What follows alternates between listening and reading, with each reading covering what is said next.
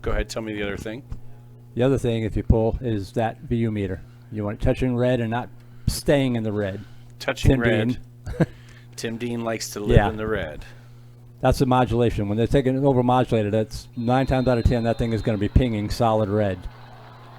So. Or as we say, the Tim Dean level. Right, the Tim Dean, yeah. The Spinal Tap 11. Turn it to 11. Okay, that's the mic check, Coach. Music's good. Crowd mic's good. Mics are good. We're just going to let it run and leave the PA on. Yep.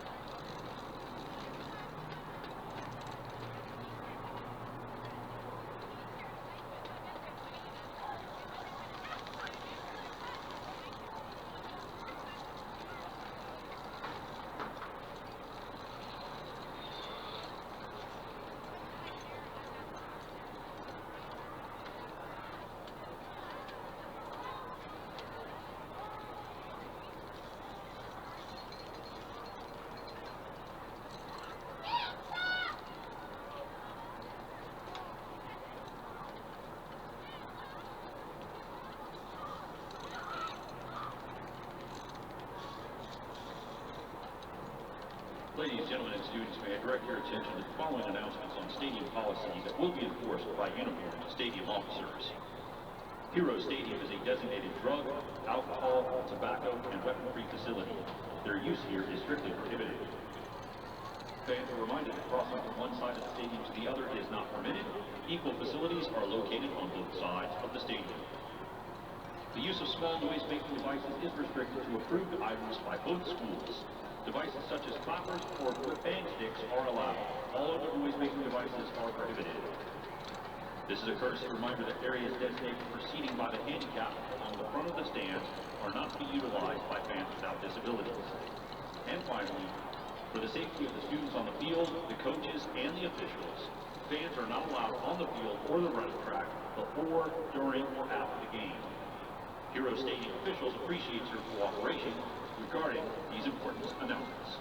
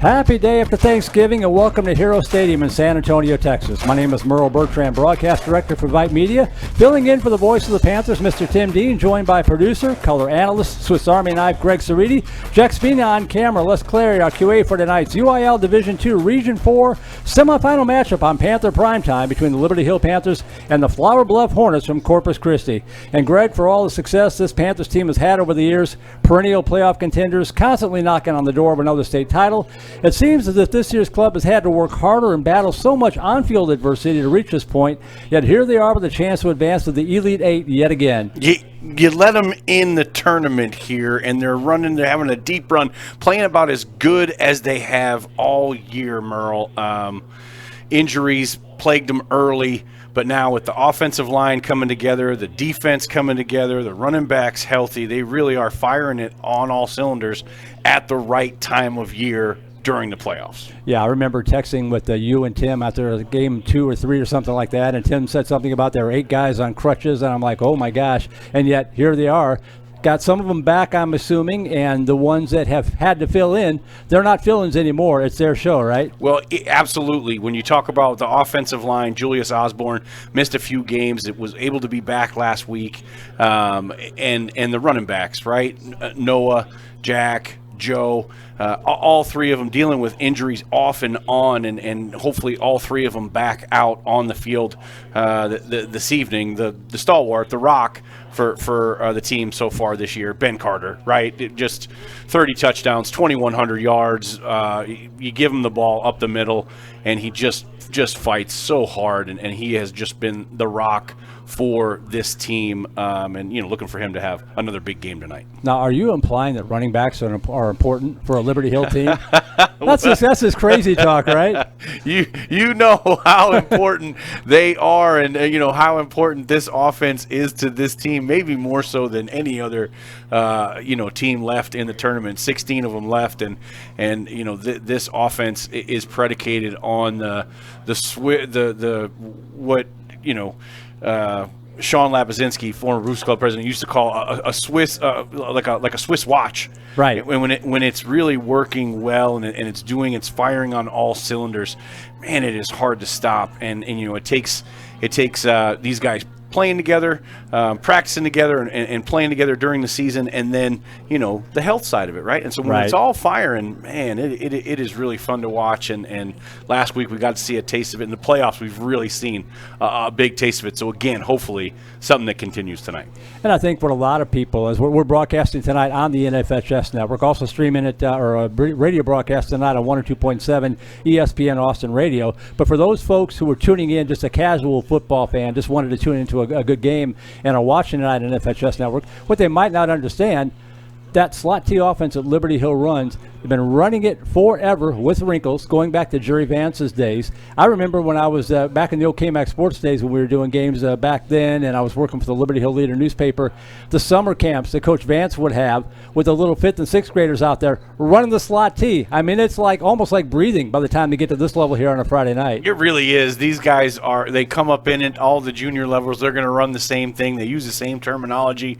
By the time they get up here, they're ready to go and ready to make this offense hum, and across the generations of players that have been here at Liberty Hill, it's fun to see it when it works, right, run almost the exact same way. Different players run it differently. We talked about Brent Bodie. He's in the coaching box down the road. Man, he could run that 228 pitch better than just about anybody. Doug Allman, Ben Carter up the middle. Ben Carter half the size of Doug Allman, but man, Ben gets so many yards and yards after the catch. Doug would just run people over. But it's fun to see how those different offenses, kind of play the same style, same way that, man, you've just been running this slot T kind of offense since football really has begun. It's really one of the most basic offenses in football, but man, Liberty Hill runs it just about better than anybody. And back in, I think it was 2018, they set the Texas high school rushing football record for the season, right? So that's good pelt to have on the wall. You know you've been doing it for a while when guys that you called are now in the coaching box. I just wanted to toss that in there. It's the truth. It's the truth. The Panthers under head coach Kent Walker come into the semifinal game at 8-4 overall, tied for second with San Antonio Veterans Memorial in District 13 5A Division II at 4-2 behind San Antonio Piper. After a slower start, Liberty Hill has won 6 out of the last 7, including playoff wins over Harlandale and Sharyland Pioneer. Their only loss in that span was to Piper in a close game to close out the regular season. It seems, Greg, as if they kind of have some momentum. This is a very dangerous 8-4 team. We talked about them getting healthier. This is a dangerous team that might get overlooked because of that 8-4 record. Well, there's no doubt about that. It's not, they're not playing like an 8-4 team, and a lot of those losses came early on, and you know, when you're playing up, you're playing 6-8 teams there early in the year, and then you're dealing with some of the injuries that you've been dealing with. But if they're going to do something tonight against this Flower Bluff offense that is going to, you know, be 100% behind Jaden Pelucio, they've got to stop the pass, right? They've got to put pressure on Pelucio, and they got to figure out a way to get that, you know, get that ball out of his hands. Just disrupt that timing. You know, Alistair Vallejo up the middle, and Samuel Knox, our leading tackler from that middle linebacker position. Look for those guys to really disrupt the Flower Bluff offense. Well, the Panthers also had pedigree. Liberty Hill, of course, won back-to-back state titles in 2006 and 2007. Narrowly missed the three-peat in 2008. They have since made the state semifinals under Coach Jerry Vance in 2014, then did so again under the late head coach Jeff Walker in 2018 and 2020, reached a state title game under current head coach Kent Walker just brother 2 years ago, and returned to the semifinals again just last year.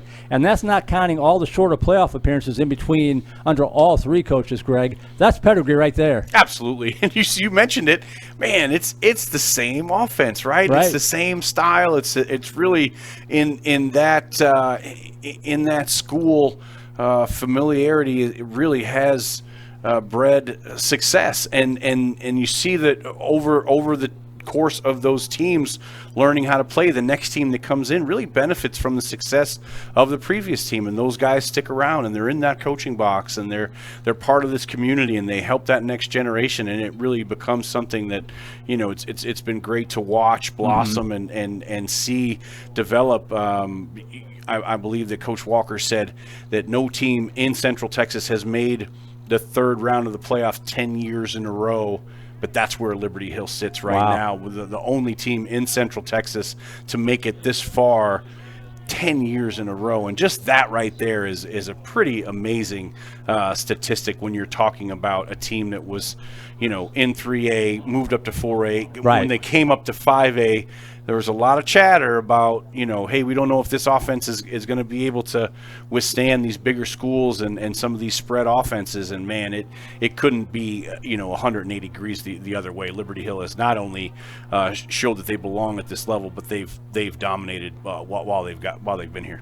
I did not know that about the 10 years straight. That's a very, very impressive stat right there. Coach let them always know, right? Coach let them know after they won that game, and that's that's a pretty cool thing to tell your team to, you know, not that 10 years, right? That's a decade of excellence, right? That you're talking about making it to the Sweet 16 for 10 years straight. That's all those ball clubs across all those classes.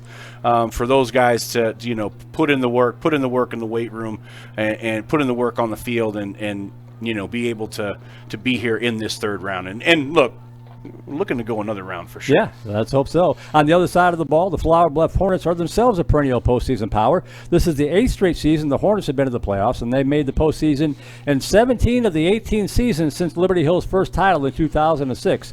Coach Chris Steinbruck's club comes in at 9-2 overall. One of their games is declared a non-contest, so they've officially played just 11 games. They won District 15 5A Division II with a 5-0 mark. The Hornets defeated PSJAM and Veterans Memorial to reach this third round.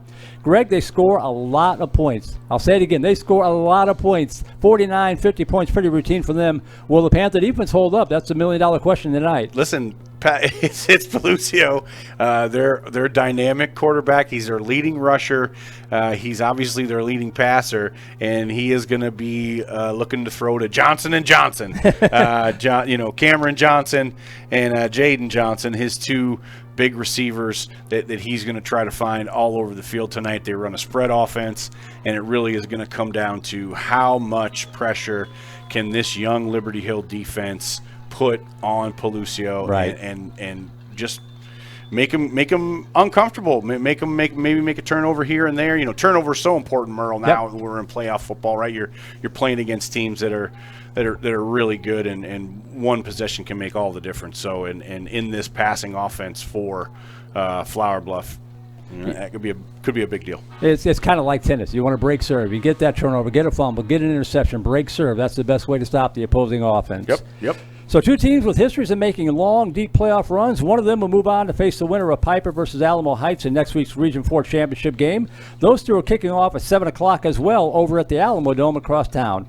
We'll take a quick break. Go fix yourself a turkey sandwich because we'll be right back. You're watching the UIL 5A Division II playoffs. It's Liberty Hill versus Flower Bluff on the NFHS Network and listening to the Vype Central Texas High School Football Game of the Week on 102.7 FM ESPN Austin.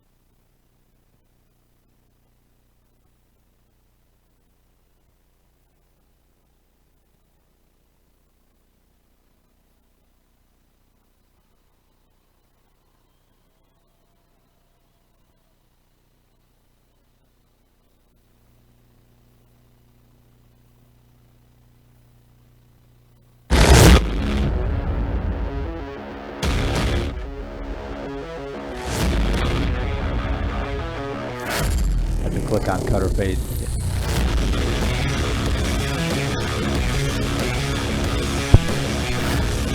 Welcome back to Hero Stadium in San Antonio. Merle Bertrand, Greg Ceriti here with you, along with Jack Spina and the coach Les Claire, back at the comfy, cozy Vype Live studios, better known as his man cave. We don't want people to think we actually have studios and charge people too much money. We're your crew for all that Black Friday shopping, Greg. People have been out there sharpening elbows and doing stuff all day long. Now they can come back in, have some leftovers, and watch us tonight. I mean, what a great way to spend the day after Thanksgiving. I love what Coach Vance used to say, how he used to like to wreck people's Thanksgiving and wreck their Christmas. I love that saying. I love to tell my wife that, too, that I'm sorry that we're going to have to be doing some football activity over Thanksgiving because these guys are always going to be here. So fun stuff. blessed to be playing the day after Thanksgiving. Yeah, that's always sort of that unofficial demarcation line as to what makes a successful season. If you're practicing on Thanksgiving Day and having pumpkin pie with your team afterwards, that's the sign you're having a pretty good season. That's absolutely right. That's absolutely right. You're making travel plans the day after Thanksgiving. Can't go too far away, right, because we got a game tomorrow, Grandma. We can't make the trip. That's how it is. Coach Vance somewhere is smiling when those holiday plans get wrecked, especially the Christmas ones. Well, for those of you on radio, listening in on radio, not watching the video, Liberty Hill in the home black tonight, black jerseys, black pants, nice, easy-to-read white numerals, and the purple helmet with the gold trim on the side. Corpus Christi Flower Bluff in all white across the way, maroon numerals and trim, and a gold helmet. It kind of looks like Liberty Hill taking on Rouse. That's probably the easiest way to for the Liberty Hill fans to identify. The captain's meeting out there near midfield. Merle, every single game this year, Liberty Hill has kicked the ball off, whether they've won the toss or not. So they're 100% on the season, Merle, kicking the ball off. Wow, interesting. They've won out of the 12 games or the 11 games they've had. They've only lost 2 coin tosses, and both offense decided to take the field. So they've been on a pretty good streak. And if it goes again, you're going to see Connor Hawkins, kicking the ball off. Connor Hawkins, 17th in the nation, Merle, on kickoffs. Over 5,000 yards for the Baylor commit this year. He's ranked 17th on kickoffs because he just puts it in the end zone every single time. Boy, that's so impressive when you don't risk that long return, when you can just knock it out of play like that and let your defense go to work. Oh, my goodness. And I think I finally might have jinxed it. Did you finally jinx it? You did. I jinxed him. The media jinx. Tim Dean somewhere has got to be yelling at me because I absolutely did jinx him. But you know what? Offense on the field, the way that they've been playing, I don't think they mind. No, not when you're scoring 45.1 points per game, 456.2 yards per game. Those are collegiate numbers right there. And, of course, 90% of that coming on the ground, going up against a Flower Bluff defense that's giving up 20 points per game. So a good defense, but not a shutdown defense for Flower Bluff. And I think we're going to have our national anthem, so we'll stand by for that.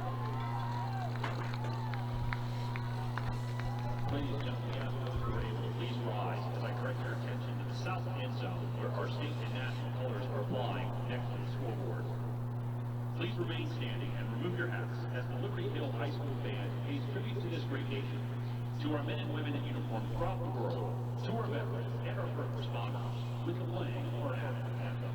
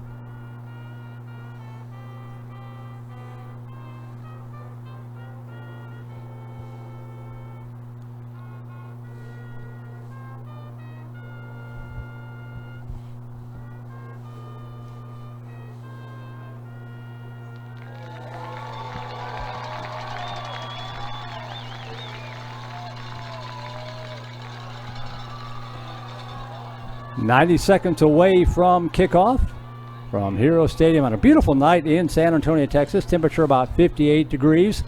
My joke, Greg, is that by the time it gets to be football weather in Texas, it's basketball season. But this is about as good as it gets right now. It's just been a gorgeous day all day long, and not much wind to speak of. Sunny skies this afternoon. Of course, dark now, but just a great night for football here in San Antonio. Yeah, Friday night lights shining brightly. Field looks beautiful. Wind non-really existent here tonight. So, kicking could come into play, and we talked about Liberty Hill's advantage there. Usually every game that they have, their big-time kicker Connor Hawkins can just whack it in from 50 and in. But hopefully they're not even going to have to use his services tonight except on extra points. And that is Jack Pitchford, sophomore quarterback for the Panthers, back to receive.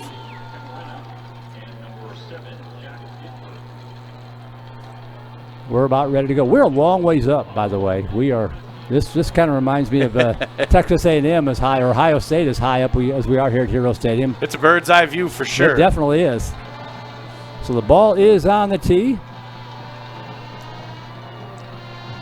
I believe that's Clay Addison set to kick it off. Yeah, junior Clay Addison will kick it off. Going right to left are the Flower Bluff Hornets.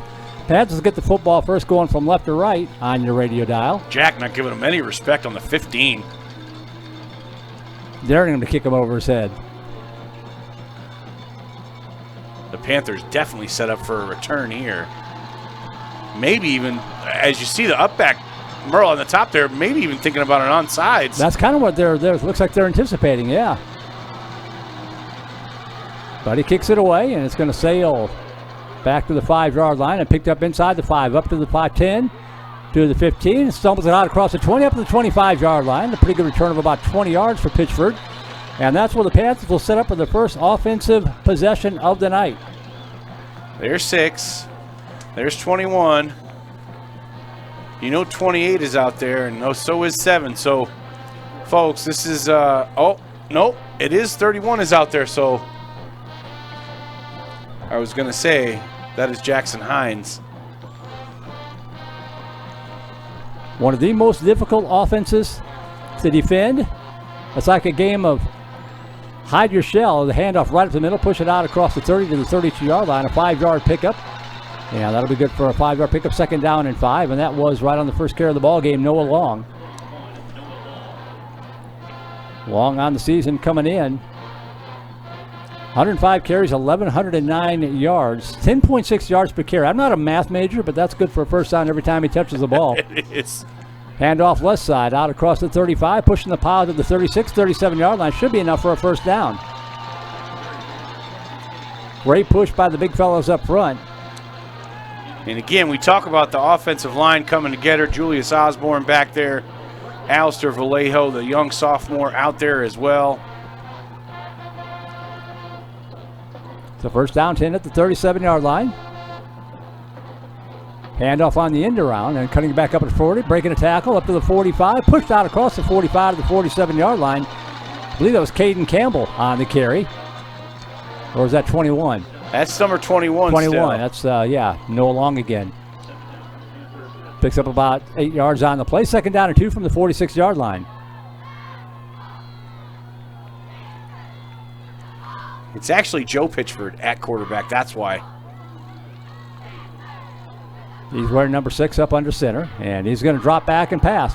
Got a receiver open on the left side. Can he come underneath it? Oh, overshot him. Try to get it to Noah Long, who was behind the defense, but the pass a little bit long. That's going to bring up a third down and 2. I like that play call. It's 2nd and 2. Why not take a shot? Long looked like he was a little gimpy on that pass route. Just a little bit. Just a little bit. He's going to come out here. We'll keep an eye on that, the senior running back. So third down and 2 coming up. Ball spotted just across the Panther 41-yard line. Hand off up the middle, out across the 50. Good for a Liberty Hill first down. Ben Carter straight up the gut. Of course, he gets hit immediately, but then just drags a couple of players 3-4 yards.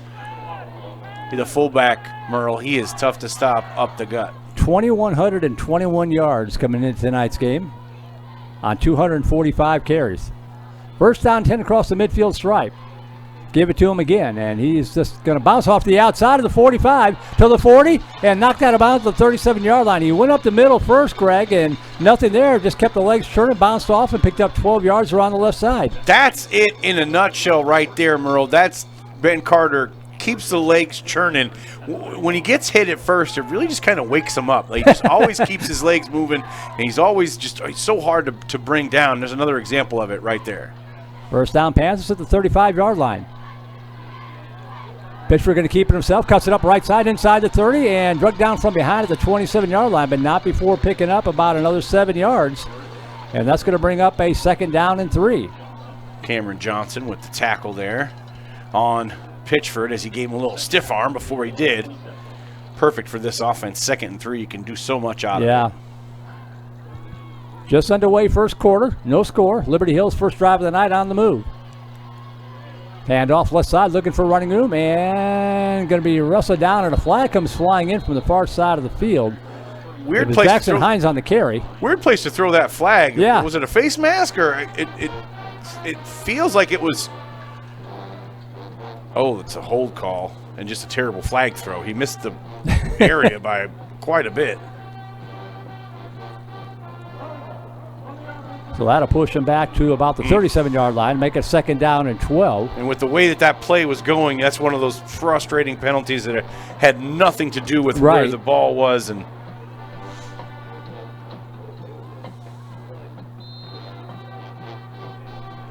so 2nd down and 12 from the 37-yard line.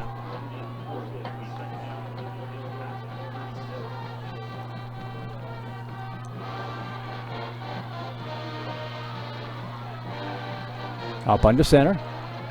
And Flower Bluff across the line. That should probably get 5 yards back. So now look, that is a technique that defenses use against the Panthers and have to success this season. They time the snap to try to disrupt the offense, and I've never seen it as much as I've seen it this season. Somebody figured it out. They're going to call it. That is crazy that they're going to call it on the offense. I won't be the first time you see it tonight. They'll do it again. Now that I've seen it once, they will definitely try to implore that in situations where they think they can time the snap and disrupt this slot T offense. If you can get somebody in the backfield, it absolutely negates that timing. So now 2nd down and 17 back to the 38-yard line. Pitcher going to take himself around the right side, gets a block on the edge, cuts it up to the 35 to the 30, to the 25 and out of bounds. Very near the first down marker, may have stepped out a yard shy, but he gets back 15 to the 17 yards. It's going to bring up a third down and 2. Aiden Merchant, great block on the edge by him. I thought maybe they could have maybe thrown the penalty flag there, but Merchant holds his block and gets out to the side there. Great job by this offensive line in a 2nd and long. So 3rd down and 2. Pitchford.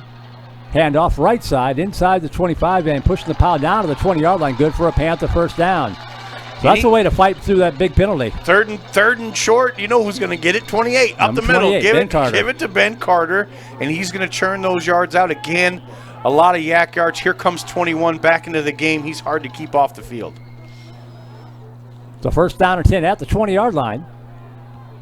Liberty Hill has chewed up almost 4 minutes of this opening quarter. And handoff up the middle again, all the way down to the 10-yard line. There was 28.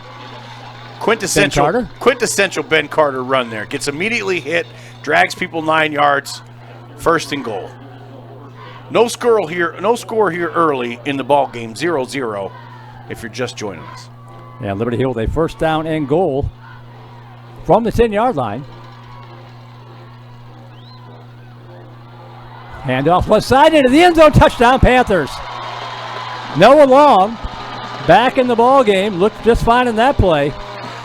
He sure did. He took that sweep off the top side. There was nobody around him. Great blocking by the offensive line. And you're right, he just needed to get a breather maybe, and he turned the Jets on, hit the pay dirt, put the Panthers up 6. Took 3 minutes and 56 seconds off the clock on this opening drive. And Connor Hawkins on for the point after attempt. 59 out of 60 on the season. Out of the hold of Ben Carter.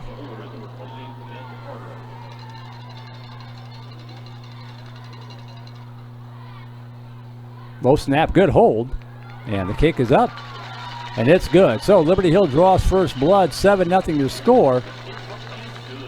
The Panthers doing what Liberty Hill does. They got way behind the chains at 2nd down and 17. They don't try anything fancy. They just do what they do, and they made it look easy to pick it up and drive it in for the score. You know, they don't pass either, but they did roll one out there. Pitchford had Noah Long wide open, and which is such a story that's been told so many times here in Liberty Hill. The quarterback is back. There's a receiver wide open, and he overthrows him because you don't do it enough. You get the adrenaline starts pumping. It starts, and there's your guy wide open, and you just sail it right over his head. It does happen, more often than not here, statistically speaking. But great job by this coaching staff to, get that under control and just let the offense roll, and Noah Long puts it in. So Liberty Hill leads 7-0. The other side of that equation is on the defense, because your offense doesn't throw the football. I used to ask Coach Vance about this. How do you practice against a team that passes a lot when you don't do it yourself a lot in practice? You got to. That's when you find a quarterback. I know that Joe comes from passing offenses, right? So it's good for those guys to get out there and whip it around. They at least you get to play a quarterback in practice. And there's that kickoff. It's going to go down to the 2-yard line, up to the 5 to the 10, 2 to the 15, out across the 20, and stacked up there at about the 23. Still pushing for more, maybe the 24-yard line. Cameron Dixon on the return. We'll get our first look at the Flower Bluff offense on the night. Coming in, averaging 44.2 points per game, 388.1 yards per game. The quarterback, Peluzio, 199 out of 287, 3,084 yards, 40 touchdowns, 5 interceptions. He's also got 5 rushing touchdowns and has run for 301 yards. So it all runs through number 4, Jaden Peluzio. 2 receivers to the near side, 1 wide right. Panthers brought a lot of pressure last week, Merle. Let's see if they dial it up here again. Peluzio handoff up the middle, out across the 30. Look out, 35-40, foot race, 50, 45-40, 35-30, and drug down from behind. And a flag. Then another flag. Well, I think they gave him the same flag, which is unfortunately right. He caught him from behind, like Merle said, that foot race, and horse collared him there. Right. But Kendrick Hicks does save the touchdown at least. You almost take the penalty to keep him out of the end zone. But a big play right off the bat for the Flower Bluff Hornets. Good blocking on the offensive line there. They got the Panthers in the blitz and called the exact right play at the exact right time. Looked like it was kind of a draw play, Merle. That was Cameron Johnson on the carry.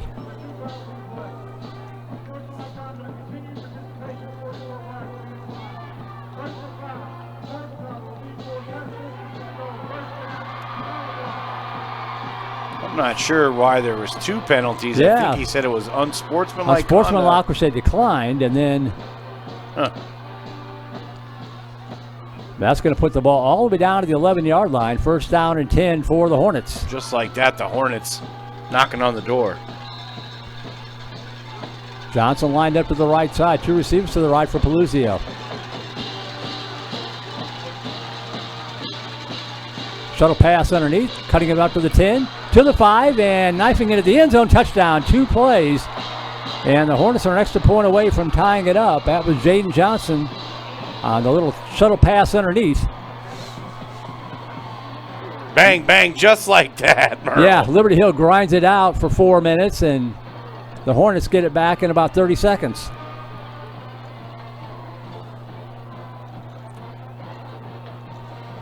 So here's Clay Addison, 46 out of 46 on the season, to try the extra point to tie this up.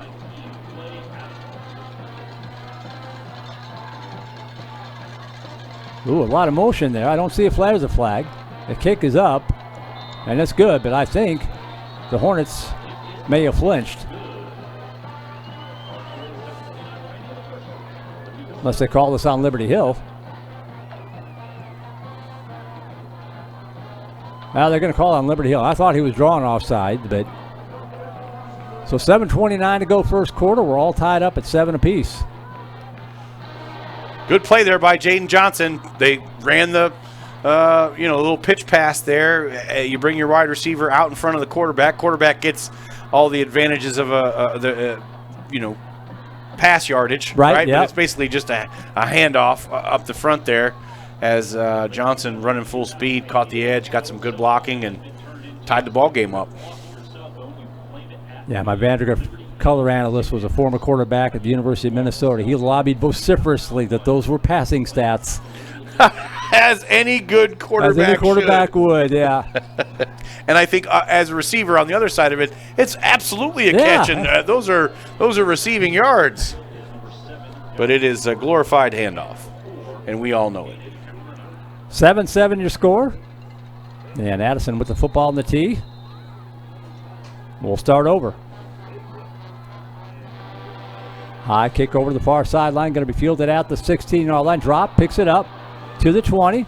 Up the far sideline, 25, 30, 35 to the 40, and out of bounds at about the 42-yard line. Nice recovery by Nicholas LeBay to not panic when he dropped that kickoff. Just picked it up and took it up the field for about 20 yards. Yeah, great job there. And he made a couple men miss, but one block away from making a big splash.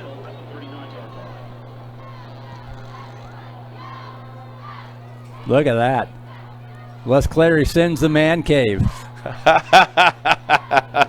Coach Les.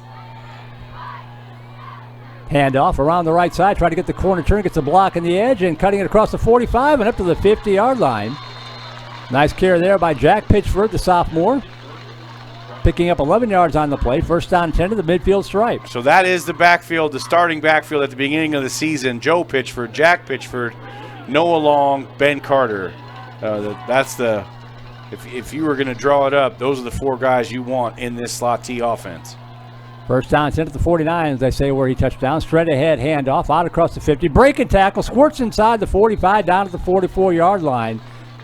Ben Carter turning a 1-yard pickup into a 7-yard pickup. Second down and 3 coming up. I would say that it just happens so much, Merle. It is amazing to me how regular that run happens by Ben Carter, and you just don't want to ever take it for granted because it's so hard to do when you get hit in the backfield.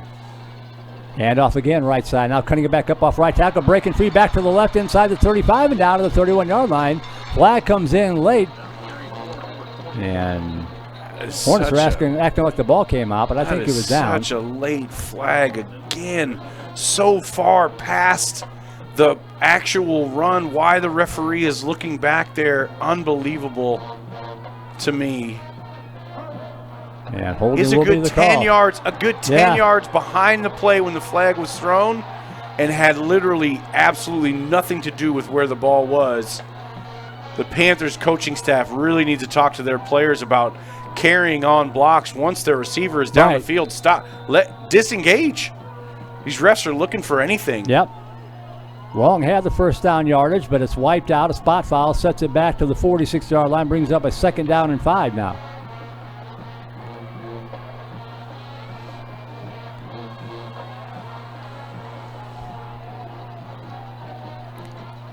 Up under center is Pitchford. Hand off up the middle. Not much running room that time. Maybe a couple yards on the play for Noah Long. Could have bring up a third down at about 4 from the 44-yard line.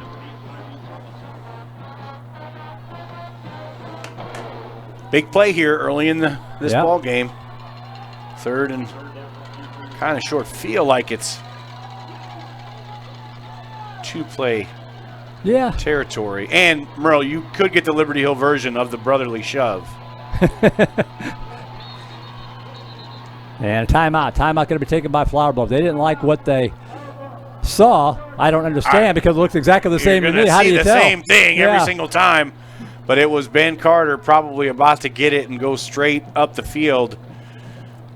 The only difference the only difference with the offense at the first game of the year was Jack was under center and Joe was in the that slot back position. Now they've since flipped as Joe has been the quarterback of late.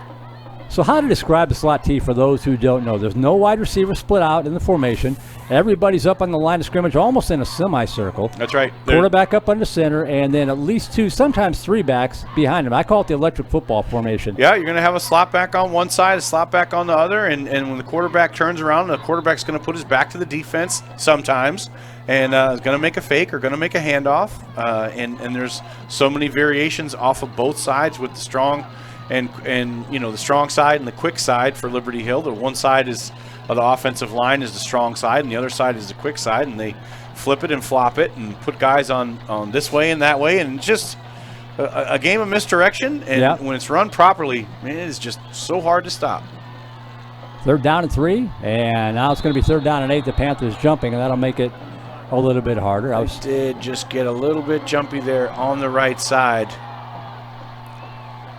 I was trying to explain it to my better half, Christina Weber-Bertrand, about the slot T. She's not a big sports person, as you know, Greg, but trying to explain what it is. She says, well, how do you figure out who has the ball? And I say, it's usually the guy that's running towards the end zone that nobody sees. That's usually who has the football. It takes a minute. It does just take a second to try to figure it out. You can kind of get used to it after you've been calling it for so long, but again, even Tim. So 3rd down and 8 now from the 49-yard line. They come out in a normal-looking formation. Handoff around the right side. A flag comes in again inside the 35 down to the 30, and then another flag. Jack Pitchford taking it around the edge, but the officials are getting a workout tonight. They're going to call it, again, a hold. Again, the same situation there. They're going to get somebody for pinning them in the backfield. They're pinning them on the outside. That referee is definitely calling it. That's his second hold in three plays, and he's on the Liberty Hill side, so he's going to get an earful from them coaches. Yeah, and the fans who let loose with a cascade of boos. So 3rd down and 17 now. We don't support the boos. We do question the call, but we're not going to boo anybody just yet. Just yet, right? 3rd down and 17, back at the Panther 43-yard line. The drive going the wrong way right now. Handoff up the middle and spinning out to the right side up to the 47-yard line. Panthers, and there's a flag.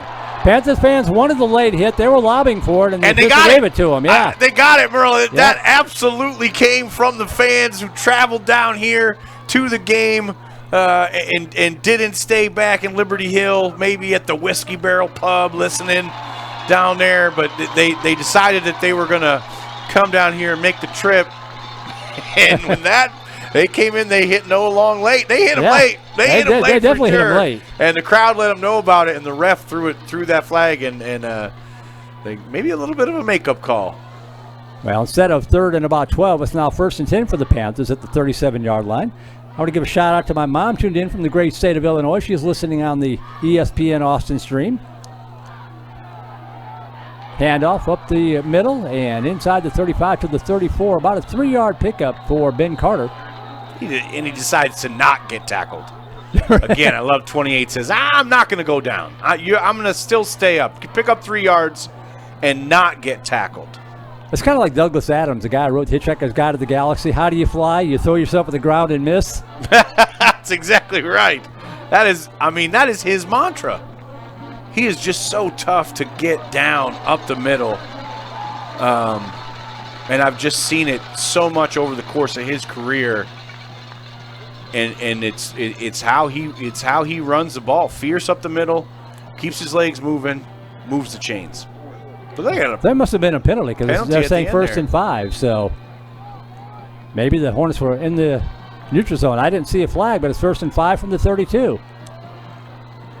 Handoff up the middle. Big hole inside the 25 to the 20, pushing the pile down to about the 17-yard line. Ben Carter again, straight ahead running, picks up about 20 yards from the Panthers, back in the red zone, knocking on the door, trying to reclaim the lead. Good run by Carter again. He is just off to the races right now, and coach is feeding him the ball. 1st down, 10 at the 17-yard line. Pitcher going to keep it himself, looking for running on the right side, cuts it up at the 15 and steps out of bounds at about the 12. just kind of glided along the right side, Greg, and picked up a casual 4 or 5 yards. Yeah, they ran to the right. No penalty, so good to see there. Good 5 yards. 7-7 here early in the ball game. If you're joining us on ESPN, the Panthers against the Hornets. Liberty Hill versus Flower Bluff in the Sweet 16, Merle. Favorite time of year, right between Thanksgiving and Christmas, football playoffs underway. 2nd down and 5 from the 12-yard line. Handoff up the middle, inside the 10, down to the 9. Gain of 2 yards on the play. Going to bring up a 3rd down at about 2 to go. Good run there. Kyle May getting a carry.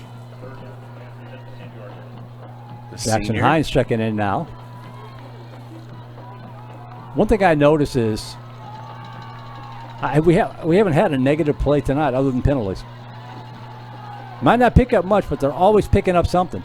3rd down and 2. Left side, inside the 5. Bullhorns its way into the end zone. Touchdown, Panthers. Ben Carter pushing it in from 10 yards out, and Liberty Hill has reclaimed the lead. Second 10-yard touchdown run of the game for the Panthers. First one by Long, this one by Carter. And as Merle said, right up the middle, yak yardage the whole way. I think they hit him at the line of scrimmage. Doesn't matter. It's expected for a fullback to get hit. What you don't expect is he's going to swim right through that and get to the end zone. Now he's going to come out and use his hands as the holder here. Connor Hawkins. Good snap and hold. Kick is up. Oh, it's a Fire. fake. Rolling to his left. Looking. And it's going to be almost intercepted. Then it was caught at the 5. Deflected into a Panther receiver, but stopped shy.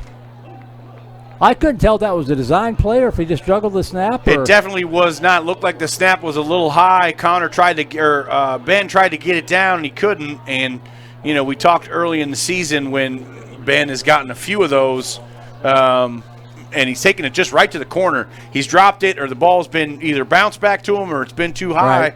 And Ben just, we talked to his dad, got the fire call, which is, Tim was a long snapper, I was a holder. So that's part of our little battery, right, that we know a lot about and love to talk about. And Ben right there just he went to the left side and tried to get it off, and he did get the completed pass. Just didn't get it in. So the score remains 13-7. Liberty Hill has reclaimed the lead, but those things have a way of steamrolling or snowballing as the game wears on. So we'll see how that affects things in the next hour and a half or so. Young snapper, and I think Ben has been under the, he knows that last week he made an unbelievable catch over his head to get it down for the kick. So you're right, Merle. It could come to roost later on. Kickoff from the 40-yard line. Going to be fielded 1 yard deep in the end zone. Going to bring it out to the 5, to the 10, to the 15, and to the 18-yard line. Stays on his feet across the 20, out to the 22-yard line. Another nice return for Cameron Dixon. And it took the Hornets all of 2 plays last time. They've only had 2 offensive plays to get their 7 points.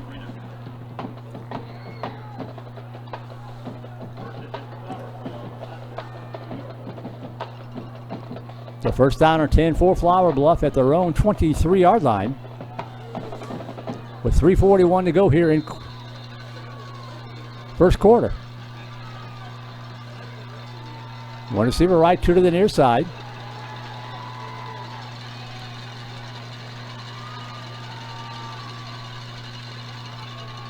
Lucio dropping back, looking, going for it off the far sideline. That ball is somehow caught inside the 40-yard line. Great coverage. The ball was a little underthrown. The receiver saw it, the defender didn't. And hauling it in was Cameron Dixon. First down, Hornets. Dixon is such a great receiver. He was so hard to handle last year when the Panthers beat the Hornets in this same round. See, Pelucio finds him again down the right sideline. Empty back set, 1st and 10 at the Panther 37. Settling into the right side is Cameron Johnson now. Pelucio dropping back, swing pass right side, complete to the 30, cutting it back up inside the 25, down to the 21-yard line. Good for a Flower Bluff first down to the 21-yard line. And you got to be impressed, Merle, with how fast Pelucio gets rid of the ball. He is just rocking fire. That was a quick hitter out there in the flat for to convert that first down. Dixon again on the receiving end. First down and 10 at the 20-yard stripe. Pistol formation now for the Hornets.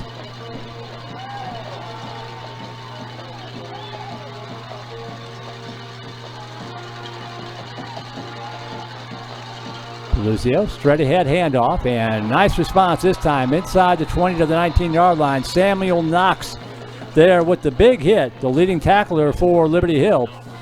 Came in with 131 tackles, and that one came at a good time. Second down and 9 from the 19-yard line. Yeah, he averages about 11 a ball game. Hargrove there cleaned it up as well. Good to see them make a stop on first down. Second and 9 from the 19. Little razzle-dazzle from the Hornets. 5 backs in the backfield. Now there are none. Empty back set. Bluzio dropping back. All day to throw. Pass right side. Got a receiver wide open. Caught, touchdown. Mistake there in the Panther defense. A blown coverage. And you credit that all to the pre-snap movement, right? Yep. They put 5 in the backfield. When we say they had 5 in the backfield, they had 2 on the ends and they had 3 backs around the quarterback. And then right before the snap, they spread them all out, and it really put some confusion into the Panther secondary in that coverage. And it was a great designed play, and the Panthers missed it. Addison on for the extra point and the lead. Good snap and hold. Kick is up. And it is good. So 2:09 to go first quarter. Flower Bluff has their first lead of the night at 14-13. And Friday night, another Liberty Hill game, 27 points in the first quarter. Yeah. You say there's not much defense, but you've got to put it on the offense on both sides, just playing really, really well tonight. Firing on all cylinders. Pelucio is practically undefensible right now. No pressure on him, and he is finding his receivers wherever they go. Dixon's managing to get in there. That was a great play call. Right. On the other side of the ball, Panthers running at will, getting big chunks and overcoming penalties, and not a lot of false starts. I think just 1 penalty so far, so playing clean. Really going to come down to adjustments, Merle. How this coaching staff deals with what they're seeing and the game plans that they've built for one another right now. Jackson backed up a little bit. He's earned some respect. And this time they kick it short. Going to be fielded at the 16-yard line, up to the 20, to the 25, far sideline to the 30. And knocked down at about the 33-yard line. That's where the Panthers will start this drive. First down and 10 with 2:03 to go in the first quarter. They kick it away from Jackson. They don't want him. They don't want Jack Pitchford to return it either, and so they're willing to give up a little bit of field position at the start to take the home run off the table. You should see that a lot when Noah Long was back there. Right. So first down and 10, Liberty Hill at their own 33-yard line. 2:03 to go opening quarter. 14-13 your score. Liberty Hill trails by 1. Panthers up to the line. Straight ahead handoff, out across the 35, out to the 37-yard line. 4 yards and a cloud of rubber pellets. Second down and 6.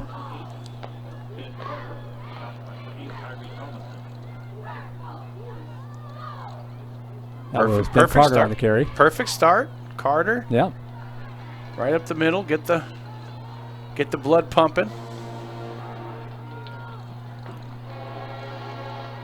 So second down and 7 from the 36-yard line. And whistles blow. This one will be on the Liberty Hill Panthers. They came out and had a different look that time. It did. They ran, just to play right up the middle, but they got somebody. I think they got an offensive lineman moving. Mm-hmm. Going to cost them 5 yards. That'll push it back to about the 32-yard line. Brings up second down at 11 with 91 ticks on the clock first quarter.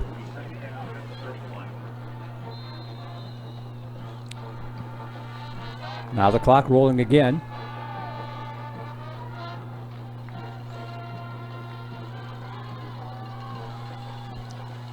Pitchford up under center. Handoff up the middle. Dragon tackles out to the 35-yard line. Gain of about 3 on the play. Going to bring up a third down and 8.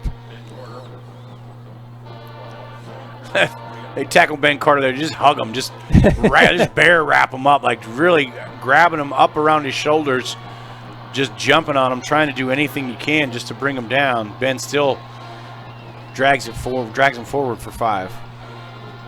I'm not going to lie, that video board to my right is saving our bacon. Can actually see who gets up from the bottom of the pile. 2nd down and 8, handoff left side, out across the 40, 45, 50, to the 45, 1st down, Liberty Hill. Joe Pitchford with the fake. Yep. He faked it to the left. When the quarterback runs at Liberty Hill, it opens up another, just a dynamic portion of this offense. And right there, totally fooled the Hornet defense thinking that ball was going the other way. Totally fooled me, too. I was watching the wrong guy. 1st down and 10 at the 44-yard line. Handoff up the middle and pushing it to the 40-yard line, inside the 40, down to the 39. That will probably be the final play here of this first quarter, as Ben Carter again with another 5 yards. Game clock down to 10. Panthers don't have to snap it or they don't want to. Ben Carter up the middle, yak yardage, and he gets 5 yards? Raise your glasses at the Whiskey Barrel. Come on. Cecil's there watching. I know he is. That's his grandpa. Watching back at Liberty Hill. They listen to the game there. And so, the boys, the ladies listening to the Panthers, another great quarter for Carter. So we've reached the end of the first quarter, 14-13. We'll take a quick break, be back for quarter number 2. You're watching Liberty Hill football on the NFHS Network and listening on 102.7 ESPN Austin.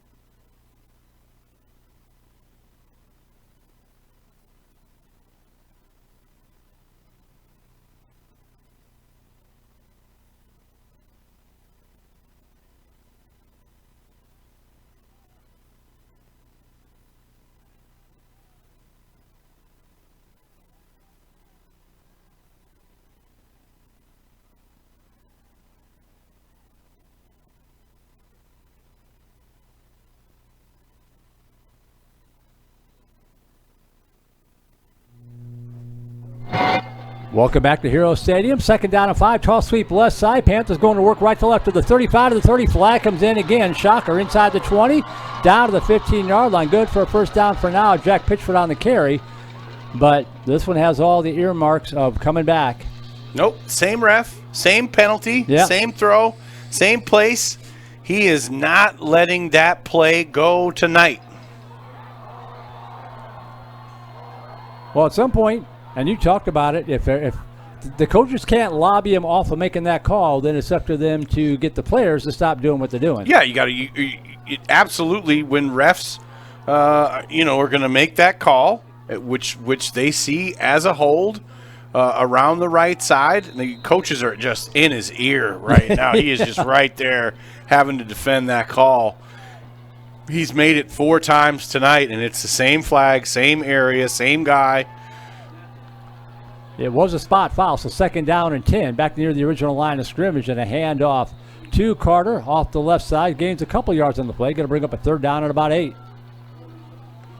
14-13, Panthers trail by 1 against Corpus Christi Flower Bluff.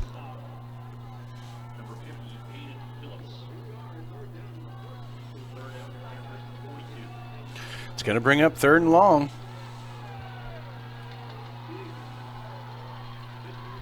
This time they're going to try the right side. Gets the corner turn. 35-30. Cuts back up 25-20. Inside the 20, inside the 15, down to the 13-yard line. Noah Long with great speed. Once he got the edge turn, Greg, he was gone. The other way. Get away from that ref. Go the other side. Right. Don't even bring that into play. See if you can get it going the other direction. Noah Long, full head of speed, blockers in front.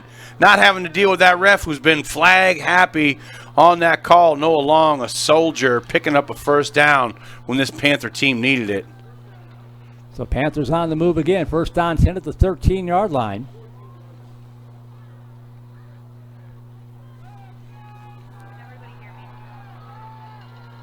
Up under center, Pitchford. Handoff right side, and this time going to be brought down from behind. Nice open field tackle by Jaden Johnson to knock down Jackson Hines. If he doesn't get him by the shoestring, that might have been a touchdown. Yeah, Hines again, one of those guys that's been the benefactor of the injuries that have happened in the backfield, and he looks good. And you're right, Merle. He'd have made it. Loss of 2 on the play, a rare negative play for the Panthers. 2nd down and 12 from the 15-yard line. Toss, left side. Trying to get the corner turn, blocking the edge, cutting it up to the 5, into the end zone, touchdown. Jack Pitchford scores. No flags this time. I'm triple checking to make sure because they ran to the left. It wasn't. It was his call. He could have had it there, but, he didn't. 12 yards. Pitchford, 3rd running back to score tonight as the Panthers retake the lead. And they're going to think about going for 2. Yeah, as I said, those kind of missed extra points can snowball on you. So Liberty Hill going to try to make it up right here, it looks like. Going for 2, up 19-14. Up under center. And now whistles a blow, and we're going to get a timeout taken by the Hornets. That's their 2nd one of the night. They did. They didn't like what they saw. They wanted to see what Liberty Hill came out in. Merle, you alluded to it. You said how important that mixed extra point could be later on down the line. And this coaching staff, fully agrees with that. And they want to protect this 6-point lead or 6-point difference. And if they can make it a 5-point difference, even better, because it's got to get those free points when you can get them. Those extra points are just right. They're that's why 60-61, Flower Bluff 46-46, 48-48 now, right? So both these teams have been super proficient at making it happen. 9:58 to go, first half. 19-14, Liberty Hill back on top for now. Great run by Pitchford there into the flag happy ref side. And they blocked it well. They blocked it at the point of attack. They blocked it in the open field. Julius Osborne, Vallejo out there on that strong side. New, the center. Colton New. After the timeout, Pitchford going to take it himself, and nice into the end zone. The 2-point conversion is good. Joe Pitchford just took it himself. And the Panthers make up that missed extra point. They've got the lead back up to 7, 21-14. I think it's wise to go for it early. It's sort of like in overtime, you want to be the second team of the ball because you know what you got to get. If you make it here, you're back on track. If you miss it, you know you've got to make it up down the road. Absolutely. Go get back to that. Get back to that 7-point advantage as soon as you can so that you don't have to worry about it and take that pressure all off of what's happening. So you're just playing for a tie or exactly like you said, you know what you have to go for. So right now the score is 21-14, but the real score is 5-0 offense because neither defense has stopped the other team. We'll see if the Panther defense can break serve here.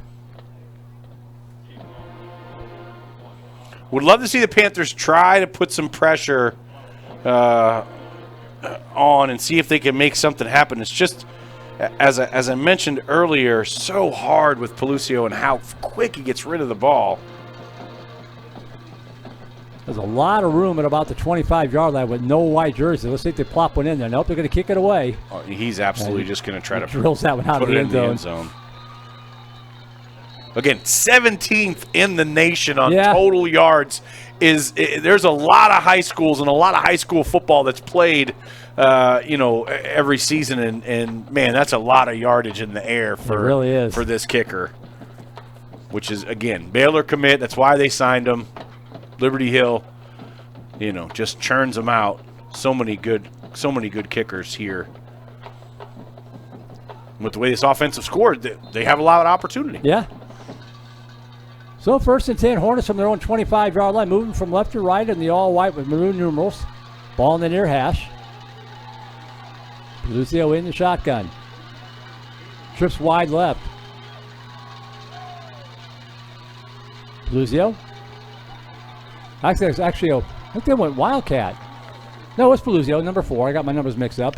Takes himself off left tackle, picks up 2 yards on the play. He did. You're right in the sense that it was Wildcat. He just ran it like a Wildcat running back. Right.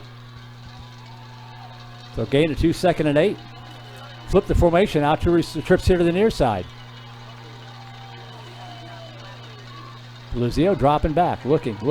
Good protection. Fires over the center of the field. That ball is incomplete. Good coverage downfield by Kendrick Hicks. Stride for stride with him. There was a lot of contact, Greg, but the key was he turns around and looks at the football. Absolutely. When you say point of attack defense and doing it right, that's exactly what Hicks did there. Turned his head around. You're going to get a whole lot more leeway with the refs when you're looking back at the ball. That ball's just as much as his as it is anyone else's. So good job there. Finally puts the Hornets in 3rd and long on their side of the field. I think this is their first third down of the night, is it not? I believe so. With 9:22 to go first half. 3rd down and 8. 2 receivers left, 2 to the near side. Luzio dropping back, rolling to his right. Being pursued, in trouble. Fires it over to the right side. That ball is caught, and he got the feet down. Great catch on the near sidelines. Hauling it in was Andre Mims. Good coverage, good pursuit, but a great throw. I mean, tip your cap to Pelucio rolling out right as he's being chased. Mims, junior receiver with the catch of the night as he's falling out of bounds, keeps his 2 feet in, gets the chains moving. I thought he was throwing it away, to be honest, but instead it's a first down at the 46-yard line. Oh, pummel the snap. Ball's on the carpet. Scramble for it at the 45-yard line. Panthers have it. Panthers have it. They do. He did, though. That center heard something and he snapped it. They're gonna back it up a yard or two. Pelucio managed to get back down on it. Heads up play by number 4 as that snap came back and hit him in the shins. It bounced back towards the line, so that was an opportunity there for the Panthers. Thank goodness it hit him in the shins. I mean, for the Hornets, that ball could have been back on the 30 in a heartbeat. 2nd and 11 at the 45-yard line. 1 receiver wide left, trips to the near side. Now they're going to send the back in motion to the left side. Empty back set for Pelucio on a 2nd and 11. Quick drop, pass, fade pattern, right side, looking, and incomplete, over toss. And again, stride for stride, great coverage by Trayvon Williams. Stride for stride with Cameron Dixon, 3rd and long for the 2nd straight time. A lot of late shifts. They're shifting backs. They're shifting backs to the outside, forcing this young Liberty Hill defense to make these adjustments with these shifts. And then Pelucio is finding the one-on-one coverage. And so far, the Panthers on this drive, they've made the plays. Right. But credit this offense for isolating those one-on-one coverages. Trying to do it one more time to get off the field. 3rd and 11 from the 45-yard line and a timeout taken by Liberty Hill. This is a big play. I think Liberty Hill saw the same thing. Hey, guys, look, let's find a way to get the safety over the top. Let's make sure that we're not leaving those guys out in an island because Pelucio and his receiver have the advantage on those plays, and it's just a matter of time before one's completed. You really try to find a way to make sure that they're rolling that defense, they're rolling that safety, or you're getting pressure on Pelucio. Right now, it's just a 3-man front. They're trying to do the late shift. But it really hasn't let these guys disrupt Pelucio in that pocket. They did force him out that last play, but credit this Hornet team for getting their quarterback open space to throw the ball, and he's been producing. The Boyford, the Liberty Hill defense, you've got a golden opportunity to get off the field here. Break serve for the first time tonight with 8:01 to go in the first half, up by 7. Nice crowd on hand on a Friday night, Thanksgiving weekend.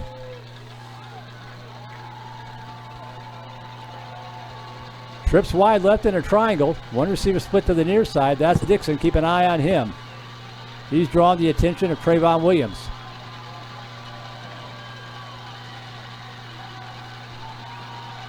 Dixon in the shotgun. Quick drop. Pressure coming. Rolling to his left. The pocket breaks down. Gives ground back to the 30-yard line. Fires over to the left side. That ball is caught and out of bounds. Oh, he dropped it. He dropped it out of bounds. He was open at about the 16-yard line. How did he get that pass off, first of all, Merle? No idea. And then I thought, like you said on the last one, I thought he was just throwing it away. But his receiver came open late. And, wow, I think the Hornets have to punt now. I can't imagine that they're going to go for it here in this situation. But they're thinking about it. Maybe a punt, maybe a quick punt. The Panthers did get pressure on Pelucio there. forced them out. A quick punt possibly in the works. Offense on the field right now, 4th and 11. Now they're going to run a play, rolling to his left. Looking, firing left side, same play over the left side. And incomplete. Broken up nicely out there. I think that was Hicks on the coverage, and the Panther defense gets the stop. No flags on the play either. I was holding my breath. Wow. 4th and 12. That'll tell you right now what that coaching staff thinks about this Liberty Hill offense. That's exactly and right. how well they're playing. They just went for it on their side of the field, and they're down in this ball game. And given that the Panthers at this point in time, they're 5 yards away from field goal range. You know, I want to go back to that previous play. He threw that football 50 yards in the air while rolling to his left. Handoff, right side, and pushes the pile down to about the 41-yard line. That's not an understatement. That you're delivering that exactly how it happened. He threw that ball on a rope 50 yards down the field as he was rolling out to his weak side. A right-handed quarterback rolling left shouldn't be able to make that play. And, man, his receiver dropped it. Yep. They dropped 2 on him. Noah Long picks up 4 in the previous play. 2nd and 6 from the 41-yard line. On the end around, and this time they're going to be stacked up. Maybe the line of scrimmage. That is about it. Kerry Tomlinson disrupting that play to slow up Long. It's going to bring up a 3rd down and 6 from the 41-yard line. Good play by the Hornets there to limit the Panthers on that 2nd down. That was a slow developing play too there. Yeah. Big play here. 3rd and 6 from the 41. Pitchford going to keep it himself right side. Gets a block in the edge. Bounces off the right side. He's going to have the corner turn. 35, 30, and out of bounds inside the 30-yard line. That'll be a 1st down, Liberty Hill. He did bounce it to the outside. Like a stiff arm, or I'm not sure what happened there, but he got hit and stayed on his feet, caught the edge. And boy, when these backs get to the edge, if they can get parallel with the defender, they're going to turn the corner and pick up yardage. They threw another flag. Oh, they on did that throw one. a flag. I didn't even see it. So that puts it back to the 45-yard line. Yet another spot foul. So that means these penalties are coming late in the play, as Greg has talked about. So late in the play that and just don't need to happen. Don't need to engage your block after Joe's gone. So 3rd and 10 from the Hornet 45. Toss right side to the other. Pitchford hurdles a man inside the 40, and he's going to be very near the 1st down marker depending on the spot. He's going to get it. He is. Joe Pitchford, the toss to Jack Pitchford. Oh, they're just going to mark it short, but I tell you what, Merle. You got to go for it. Brotherly shove. Pitchford to Pitchford. He's going to get under center, and his brother's going to push him over. It's the Liberty Hill version of the brotherly shove. You know I'm a diehard Eagles fan, so I love this play. I love everything about it. It is hard to stop.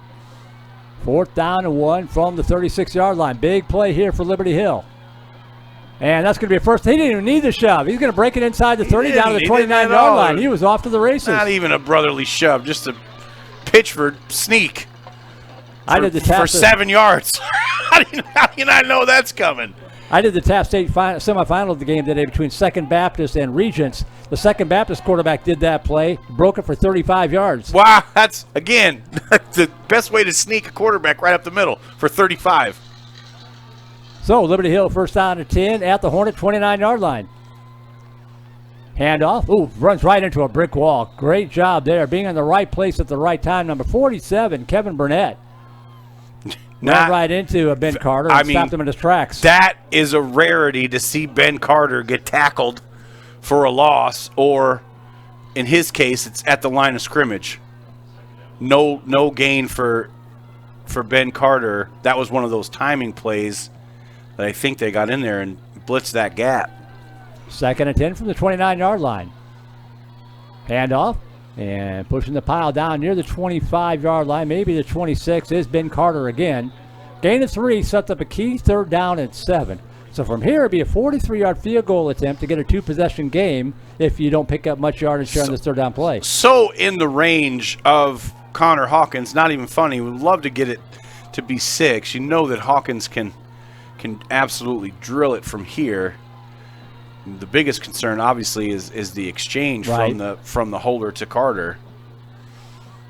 Hopefully the Panthers can pick this up and not have to worry about it. 3rd and 6 from the 26-yard line. Pittsburgh. Handoff on the end around and breaks free to the left side. Stiff arm, 25. Diving for it near the 20-yard line. Going to depend on the spot. They're going to say he stepped out of bounds at the 22. That puts him about 2.5 yards shy. Boy, this is what I'm glad I'm not a coach. 4th down and 2.5. They're thinking about it, and they are going to go for it. They're going to go for it. I think it's a good call. Clock ticking. 4:04. Oh, they got out of bounds. 4:04 left here. 21-14, Panthers on top. 4th down and a long 2 from the 22-yard line. Handoff. He's going to squirt inside the 17-yard line. Good for a Panther first down. That was an awkward-looking exchange, but he got the ball to Noah Long. Long looked like he was in the secondary. He did, absolutely. But a great call, great play.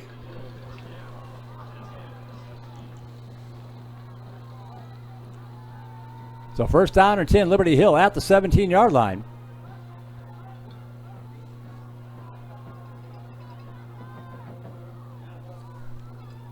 Panthers managing the clock here. Handoff, nope, going to keep himself left side into the 15-yard line and dives down to the 14. Joe Pitchford picking up about 3 yards on the play. 2nd down and 7. 3:20 to go in this first half. Liberty Hill on the move. 3 minutes. Happy to have this clock move as the Hornets do get the ball at the start of the second half. First time all season the Panthers haven't had the advantage of getting the ball at the second half. 2nd down and 7. Pitchford up under center. And handoff inside the 10-yard line. Going to bring up a 3rd down and 2. And we're going to pause 10 seconds for station identification. You're listening to 102.7 FM, ESPN Austin Radio.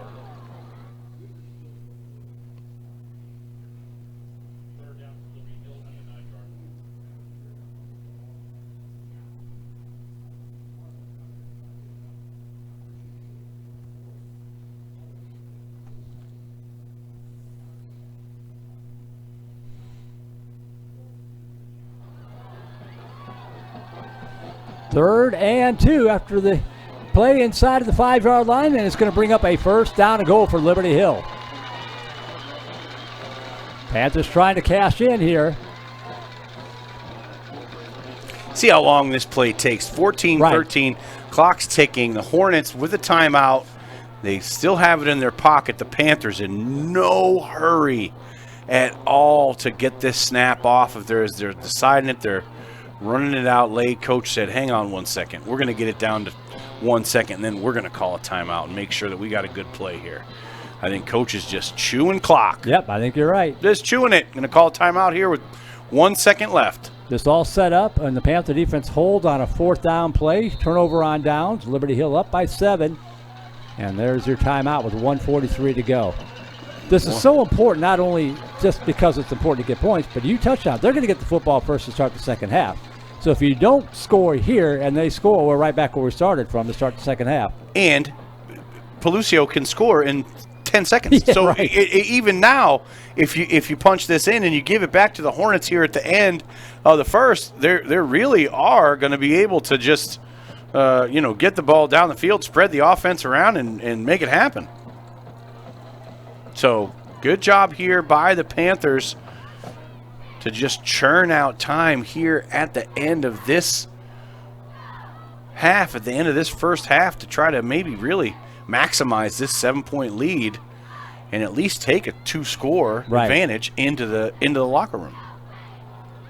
So it'll be 1st and goal from the 5-yard line. 1:43 left to go in this first half.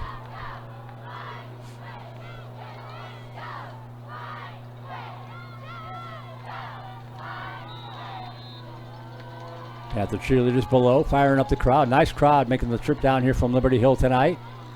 1st down and goal. Pitchford up under center. Toss is left side. Cutting it back up and into the end zone. Touchdown, Panthers.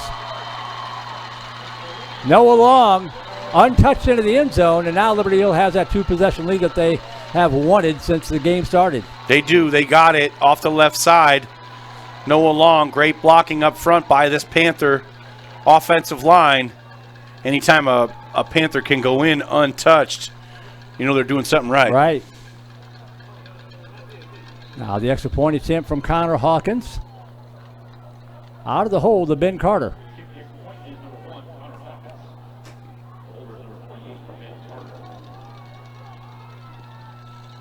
Good snap and hold. The kick from Hawkins right down the middle. And with 98 ticks on the clock in this first half, the Panthers have expanded their lead. Well, the scoreboard says 29-14.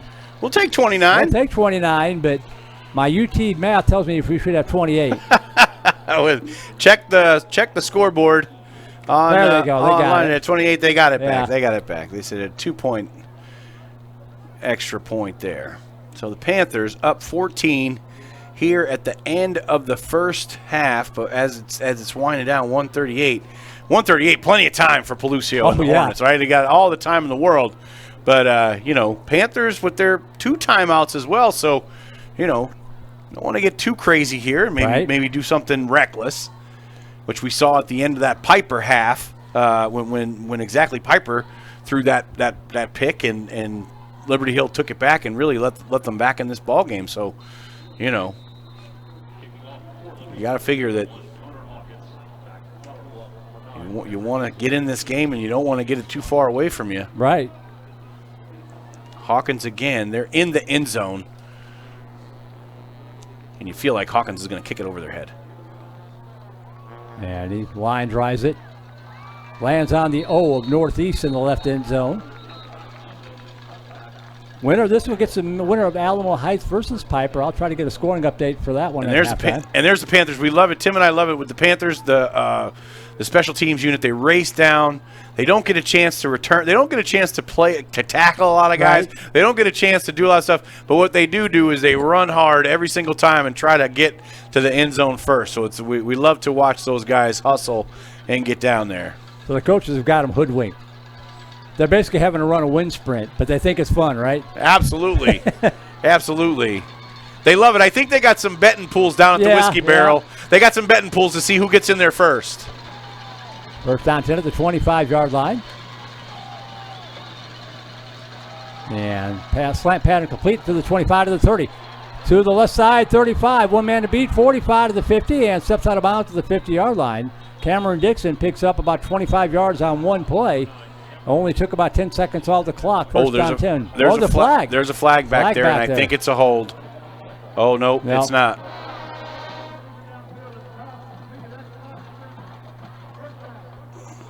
I couldn't make out what he said. I couldn't either. I think it might have been offsides. So it was a free play. So the result of the play will stand. First down or 10. Hornets at the Panther 49-yard line. 2 receivers left, 2 to the near side.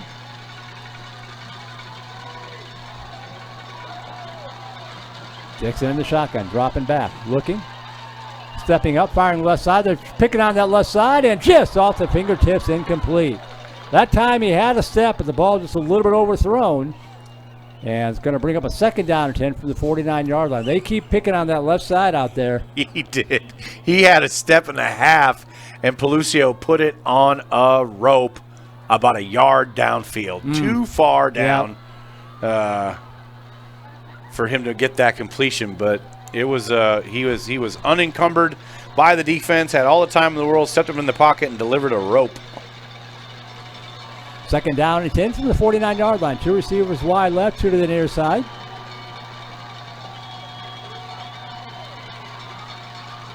Dixon dropping back again.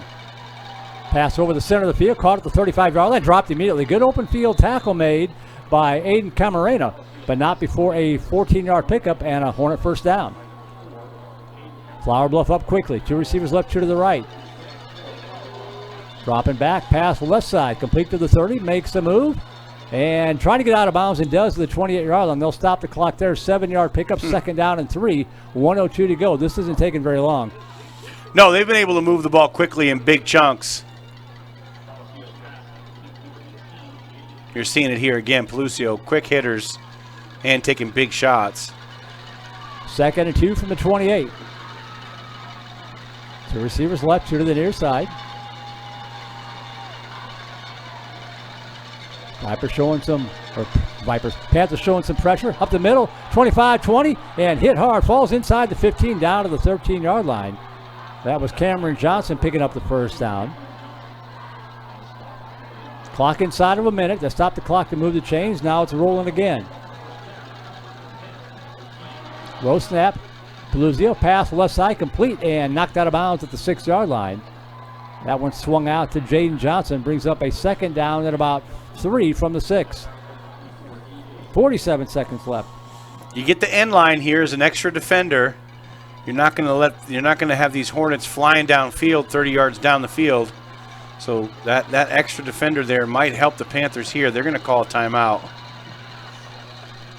Can't take them with you. Liberty Hill had no, you can't. 1 remaining. And now you're underneath 47 seconds for the Panther offense. Tough for them to try to extend even if they do score here. So take it on defense. See if you can make a play. Getting it down to 3rd down and forcing them to a field goal here is the win. That's really what we want to do. Well, Liberty Hill's neighbor from down Highway 183, Cedar Park season comes to an end tonight. They fall to A&M Consolidated 44-20. So the Timberwolves drop out of the playoffs in the 3rd round. And now that's Brad Cohn. That is his last broadcast. How we've been working with Brad for a long time. Yeah, Liberty Hill and Cedar Park both joined the OKMax Sports at the same time in 2007, and Brad is going to stick to stadium announcing from now on. He's still going to do their baseball this spring, I think. I had a chance to do a baseball game with Brad Cohn. Yeah. One of the best baseball games I've ever had a chance to broadcast. He knows a lot about it. Yes, he does. Great season, great career for Mr. Cohn. 2nd down and a long 3 from the 7-yard line after the timeout. Peluzio dropping back. Pressure coming. Pass dumped into the end zone. Caught. Touchdown. Panthers brought the house, but he, like you said, he gets rid of it so quickly. He got it out there before anybody could get to him. I believe it was Johnson hauling it in. It was number 12. Oh, 12. That would be Sam Smith. Sam Smith, freshman. Sam Smith with the reception. So 28-20 with the extra point pending here. Out of the hold of Jace Raines. High snap, good hold, kick is up. And it's good. So 42 seconds left, and we're back to a 1-possession game, 28-21. Well, get a good return here. Panthers don't need much time to score. No, 42 seconds is, they're gonna have to, do it with some first downs. But you credit this Hornet team for just being able to come right down the field.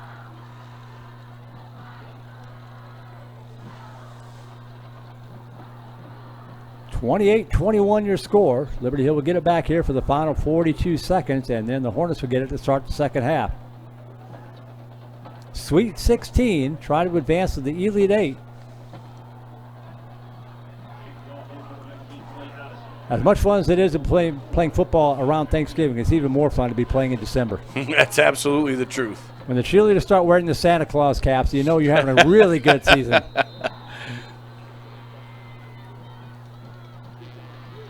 Addison set to kick it off from the 40-yard line. See if the Panthers can get a good return here. Line drive kick, fielded at the 5. Far side of the 15 to the 20. Bounce it to the right side, 25-30, and knocked down right there at about the 30-yard line. On the return, Aiden Camarena. And Liberty Hill has 35 seconds to work with. First down and 10 at the 27 officially. Now the Panthers, Merrill mentioned, the Panthers don't have a hurry-up offense, so to speak. It's the same as it is for any other time they have the ball. They're going to try to run it up the middle or run it to the outside. The trick for the defense is not to play prevent. Right. See what they do here. I can see that they're back. They're going to give up the long run. They catch it to the edge. Hand off up the middle, and that one is going to be stacked up for a short gain out to the 31-yard line. Gain of about 4. Panthers, I believe, they're out of timeout, so they can't stop it. I think that was Noah Long in the carry. 2nd down and 6 coming up from the 31-yard line. They did. They tried to do the underneath handoff there. I've seen Noah Long take that 80 yards to the house. Right. So good job there to try to get a play going. Final play of the half, barring a penalty. Pittsburgh going to keep it himself. Bounces it to the left side, and he's going to be out of bounds at the 35-yard line. Stops the clock with 2 ticks left. 3rd down and 2. That's irrelevant. 2 seconds left here. Now they're going to wind the clock. They're going to say he didn't get out of bounds. They're going to say he's forward progress was stopped before he made it out of bounds. Which I think is fine for the coach. I don't think he's going to argue much about it. So we've reached halftime. An entertaining first half of football, 28-21. Pretty much what we expected. Offenses kind of dominating the game. Liberty Hill with the 1 key stop. They're going to have to do it again, and it's going to be right back to ground zero to start the second half. Absolutely, Pelucio. They're in the halftime right now. They're trying to make their adjustments as far as the offenses are concerned. No adjustments needed. Keep doing what you got to do. Keep doing the same thing that you've been doing. The game plans are working on both sides. The Panthers did manage to break serve, as you mentioned earlier, and that's really the difference in the ball game. And now they're going to flip sides and do it again and see see how it shakes out. So 28-21 your score. We have reached the end of the first half. They've only put 20 minutes on the clock. They shortened up halftime a little bit. Now they put 24. I was going to say maybe they're going to cut us some slack on a long Friday night, but 24 minutes. So we'll take a break and be back. Looks like the Liberty Hill band is going to perform. I don't see a band here from Flower Bluff, but we'll bring you whatever they bring us, and we'll be back to start the second half. Liberty Hill Panthers football on the NFHS Network.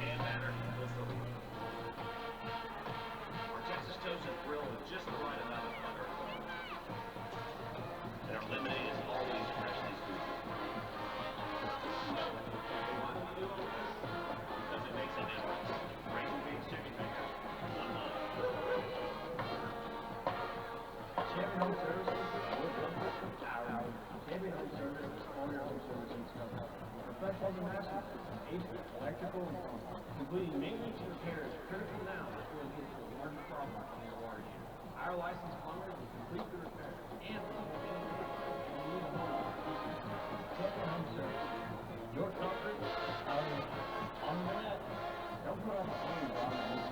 Don't wait. Always text it.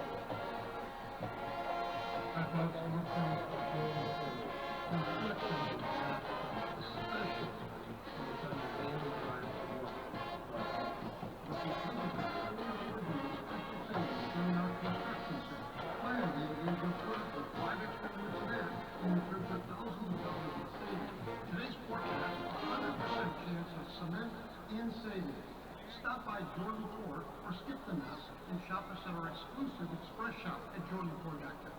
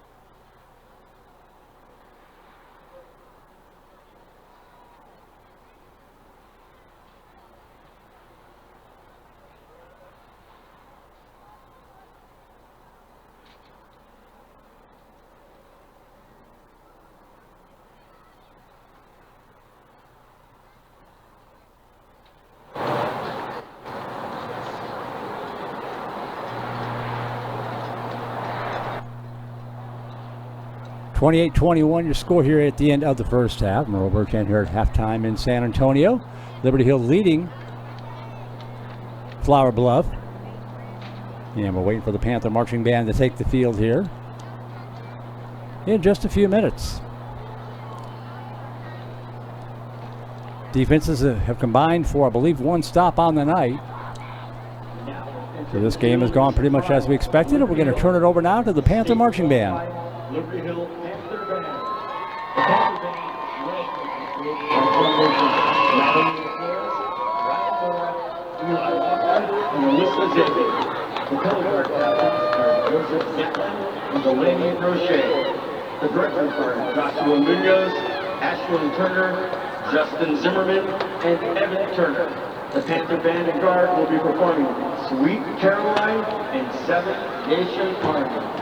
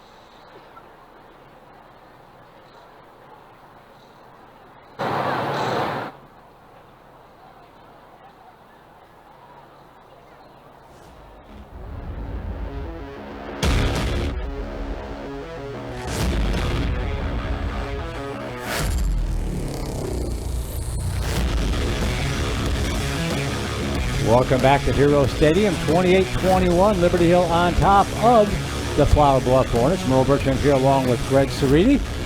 Jack Spina on camera, Les Clary keeping an eye and an ear on the broadcast, back at the man cave, making sure that we're staying on the air, looking and sounding as good as we possibly can. Should probably switch back since I switched over while the band was playing. I got to keep Greg Ceriti on his toes. He's only doing about 4 things at once. Here we go. Let's go. So what do you think, Greg? 28-21. Panthers got the 1 stop. They're going to have to get at least 1 more. They did. They did get the break halfway through the second quarter there, and it's right now been the difference in this ball game. Really the only stop besides the end of the half that the Hornets were a benefactor for there to stop the Panthers, but it kicked off with Noah Long, 10-yard touchdown run. Noah Long gets the Panthers on the board, and then Pelucio comes back right down the field. They go, I think it took them 3 plays. Right. Pelucio to Johnson with a 10-yard touchdown pass. Panthers come back. Carter, 10-yard touchdown run on his own. Now they mixed the extra point there, so it was 13-7. And then Pelucio to Dixon, 20-yard touchdown pass. And they make the extra point. They go up 14-13. Here come the Panthers back. Jack Pitchford, 12-yard touchdown run. They get the 2-point conversion to put them up 7. Long busted in from 5 yards to give them the 2 scores. And then it's Pelucio to Smith to end the scoring at the half. The freshman Sam Smith catches I believe it was a 6-yard touchdown pass there at the end of the half to bring it to the score where we're at now, 28-21, and the kicker made the extra point. And so that's quick scoring update from the first half and how stuff went down to bring us where we are. And you just figure it's going to be a lot of the same stuff. Who in this halftime in those locker rooms are going to be able to make the adjustments, right? And to cause maybe a turnover or to cause a big play on third down. We'll find out here in about 8.5 minutes. By the way, one update, I was able to kind of snoop around, and I checked on the NFHS site. I was checking Twitter and Facebook because could not find an update on Alamo Heights versus Piper. The winner of this game meets the winner of that one next week. Well, it turns out Max Preps had the date wrong. That game is played tomorrow night. Oh, boy. And I think back in my lizard brain, I knew that because I was looking for games for some of our Vype crews to cover, and I think I knew that it was tomorrow night and trusted Max Preps, which is always kind of a hold-your-breath moment. But that game is tomorrow night. So 2 teams that this Panther team are very familiar with, Alamo Heights and the Panthers have met up in the playoffs over the years here, and Piper, again, the district champion. They had a heck of a battle in Liberty Hill there that Piper came through and won. Going to be a big battle. Maybe some Alamo Heights and Piper players listening to this game tonight, possibly. Oh, I'm sure. Even watching. Coaching staff might even be here. Yeah, the coaches are keeping an eye on this. They got somebody here to watch out for it. Hopefully they're not filming the sidelines or trying to do anything nefarious like that. They're just here. Good old-fashioned scouting is what it was back in my day, Merle. Right. So, obviously you want to get there. The coaches will say. And then at its very basic level, that doesn't matter. You just want to get there and face either one of them. But there's got to be some part of the Liberty Hill that would like to have another crack at Piper, the district champion, knock them off. Yeah, deep down, you're right. You have a little familiarity with both schools. Alamo Heights, heck of a ball club. They were so young last year, and so they're a little bit more seasoned. I remember their quarterback. I can't remember what his name is right now, but their quarterback was extremely poised. He was a heck of a baseball player, from what I can remember. His name eludes me right now, but I know that he has him in position here to probably give Piper all they can handle tomorrow. Right. Alamo Heights, a perennial powerhouse here in 5A in Texas. And Piper's new. They're their 3rd year of varsity play, 2nd year? Yeah, overachievers for sure, right? Yeah. Just getting into it. So running up into a team like, beating Liberty Hill, that's a tough deal. So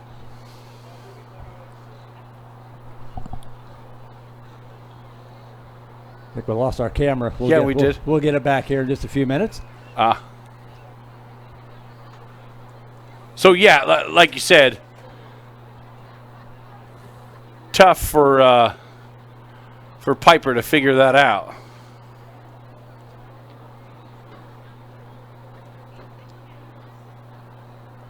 We're working with the Jack to get the camera back. There it is. There we go. There we go. Little technical difficulty there. That sledgehammer always works. Sledgehammer will work every time. I know what it is. It's the overwhelming aroma of the nachos that Jack Speed brought up here to the press box. That's it.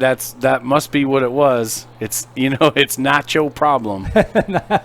Now, as we got it back good, as the Hornets come back out onto the field, about 5 minutes to go before they line up. Prowler getting stood up as well. Well, I'm busy making fun of Jack for bringing in the nachos. I stopped on the way from my first game. I knew I might, energy might wind down in the second half a little bit in the second game. I got some 5-hour energy drink, and it's keeping the car energized right now. It left it in the ride. Left it in the car, yeah. So it'll help me get home, I guess. There you go. There you go. Yeah, you did a double duty today. That is some good stuff there, Merle. 28-21, Panthers up by 7.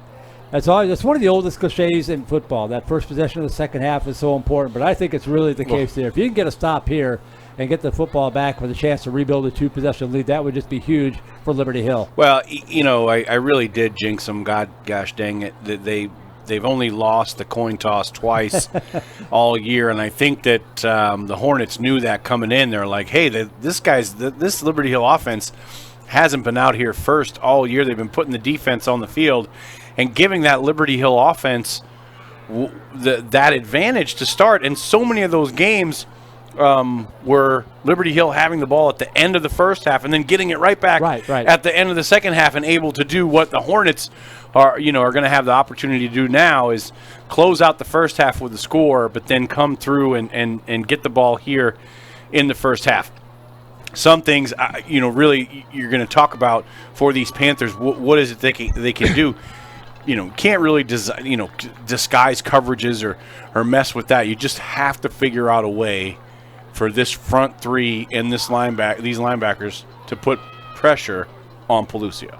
They haven't gotten a lot on him, but when they have gotten some, that's when the passes have been a little bit off the mark. That's when the passes have been overthrown a little bit or thrown just a little bit behind the receiver. So you don't need to necessarily get the sack. You'll take a sack, but if you can just make him throw it just a beat earlier than he wants to, that makes all the difference sometimes. No, all the difference in the world.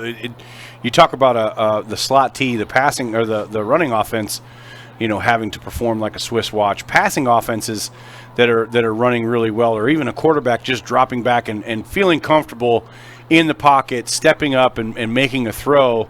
Quarterbacks will tell you when you have that time, it makes it so much easier. The game slows down a little bit. You're able to, go through your reads, and Pelucio was having some, wide open reads that he was able to step up into and put the ball on the money. And as Merle mentioned just now, when he has been off, it is because of this Panther rush. So trying to find a way to mix a blitz in there, or find an off-pass rusher to get in on his face, I think is going to be essential to the Panthers disrupting this offense of the Hornets. Well, we got a minute. I want to remind you, attention football fanatics, don't miss out on the opportunity to be a part of Texas football history, where dreams are realized, legends are born, and where unforgettable moments unfold before your very eyes. Mark your calendars for the OIL State Football Championships, December 13th through 16th at AT&T Stadium in Arlington, Texas, where the best teams from 6-man to 6A leave it all on the field in the hopes of being named champion. For the latest updates and ticket information, head over to uiltexas.org/football. Again, that's uiltexas.org/football. And while I'm at it, I also want to thank Mr. Gaddy's and the Oasis in Austin, the sponsors of the Vype Central Texas High School Football Game of the Week on ESPN Austin Radio. Thank you to those folks for helping out. I don't want to know. I'm recording. Greg's trying to show me UT scores. I'm trying not to look. It's killing me. I'm pulling my neck muscles, avoiding looking at his phone. Well, I'm not going to say anything then. Okay. Yeah, you and Coach Lesser conspiring, because he texted me a scoring update. Coach. Here come the Panthers. You can hear the crowd. The crowd mic is on this side of the stadium, so it's a little bit tilted in their favor as they're running out onto the field. Well, Greg, I know you've been there. I finally got a chance to go last year with Vandergrift. That state championship game, that environment is something else. It's an absolute, it's amazing to be a part of it, to be a part of the game as it comes out with so many, tens of thousands of people in there, because, it's Texas football is just different than it is everywhere else. And Tim and I joke all the time, and I say how great Pennsylvania football is and all that stuff, and California and Florida and those big powerhouse states. But, man, there's really nothing like Texas football. And when there are state championship games, people drive to Dallas and will watch football all day. Thousands and thousands of men and women and children that have no investment in the game other than it's the state championship, plus all the schools and their fans and all the stuff. So that stadium is packed and live and ready to go. It is an absolute an absolute experience. Yeah, we mentioned Brad Cohn retiring from Cedar Park. He referred to it as a national sport of Texas, and he's got that right. It's the truth. These two teams are trying to get there. Liberty Hill up 28-21 in the second half, about to get underway. Football on the tee for Connor Hawkins. Panthers in all black with the white numerals kicking off from right to left, and the second half is underway. There's that pooch kick in the center of the field. That's a live football, and it's bobbled at the 27-yard line and picked up and dropped right there. Falling on the football was Colton Stray. I saw that early. There's that whole center portion of the field was wide open. He plunked it right there in the middle of it. He did. You mentioned it, that there was a lot of space there. They heard you. They were listening to the broadcast, I think, on the sidelines, and they decided to dial that play up, and it did cause a little bit of problems. So here we go. First down and 10 for the Hornets at their own 27-yard line. They are in all white with the maroon numerals, white helmet going from left to right at their own 26. Pelucio in the shotgun. Handoff up the middle, and not much running room, maybe a yard or two on the play. On the carry was Cameron Johnson. Liberty Hill would love to see Cameron Johnson touch the football all night long. For that sure. means they're not throwing it. They'll take it. Jacob Morris there and Avery Manette with the tackle up the middle as they finally managed to stop him on first down. Second down and 9. Pelucio to his left. Out across the 30 to the 35-40. 45-50. It's a foot race. 35-30. Can they catch him to the 20, to the 15, and drug down inside the 10-yard line? It'll be first and goal, Flower Bluff. Pelucio is quick. Design play off the left side. You can see why he's the leading rusher on plays like that. He is fast, Merle. Trying to see who saved the touchdown. Number 23 for the Panthers. That was Trayvon Williams saving the touchdown, but it's a first down and goal for Flower Bluff at the 8-yard line. Trayvon Williams caught him from about 10 yards behind. Right. One receiver left, one to the right, back foot to either side of Pelucio. Time for a turnover. Hand off left side, and not much running room. Dives to about the 6-yard line before he runs into a host of Panthers. Cameron Johnson for 2 yards, second down and goal from the 6. Can't imagine they're going to run it again here. Unless it is Pelucio on that thing. They're trying to find a way to find Dixon or Johnson. So many dynamic receivers and this quarterback. Get him out in space. One receiver left, two to the right side. Pistol formation. Pelucio. Handoff right up the middle, and not much running room. Going to be stacked for a loss, in fact. 52 leading the charge. That's Caleb Nicholas. He had some help. Nicholas shot the gap there. Closed it before it even opened up. And again, shocked that you have a weapon like Pelucio. You're gonna hand it off twice there, especially right up the middle. The Panthers, good job reading and reacting and putting them in this third and long, which again doesn't hurt this Hornet offense. Wide side of the field here as the ball's on the left hash, so Dixon and Johnson spread out to the right. Swapping out footballs. Third down and goal from the 8 as he lost to. How big is this play right here? Third down and goal from the 8-yard line for the Flower Bluff Hornets. Panthers trying to preserve a touchdown lead.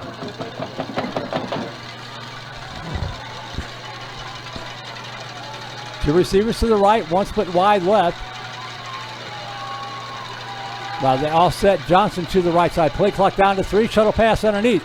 Cutting it back up to the 5 and into the end zone. Touchdown.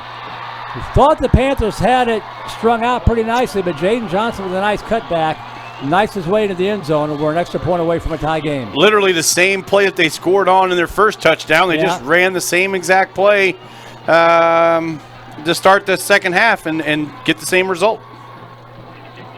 So Pelusio sets the table with the long run, and Johnson cashes it in.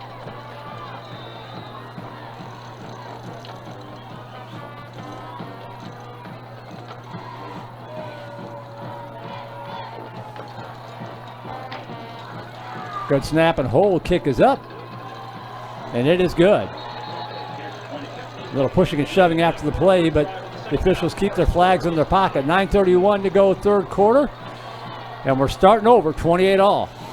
Just like that, Pelusio to Johnson, 8-yard touchdown pass. That one was, and it was a little shuttle pass forward, long handoff. And I agree. I thought they had it strung out. They did not. Credit Johnson for making a good run after the catch. Davenport leading Lavernia 31-17. That's a 4A Division I contest. So 28 all. It's sort of like the past 1 hour and 41 minutes hasn't even happened. We've got 21 minutes and 31 seconds of football left.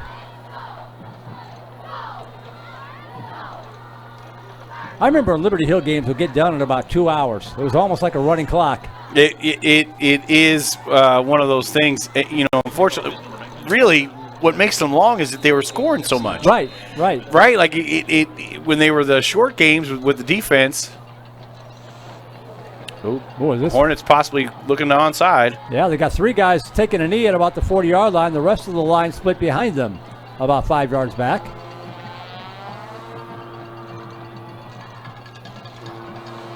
And they do try the outside kick, and it's going to go out of bounds. So that didn't work. At the 45, he kicked it behind himself. 5 yards. It was a 5-yard kick out of bounds. It's going to be a penalty on top of that. And I can see you trying to game theory and give yourself an opportunity, but man, you're giving yourself no chance and giving the defense a short field. This is exactly like what you said in the first half when they went for it on 4th and 12 and didn't get it. How much respect they have for this Liberty Hill offense that they can't stop them. They're trying to flip the script. Instead, it doesn't work, and the Panthers will take over first down and 10 at the Hornet 39-yard line.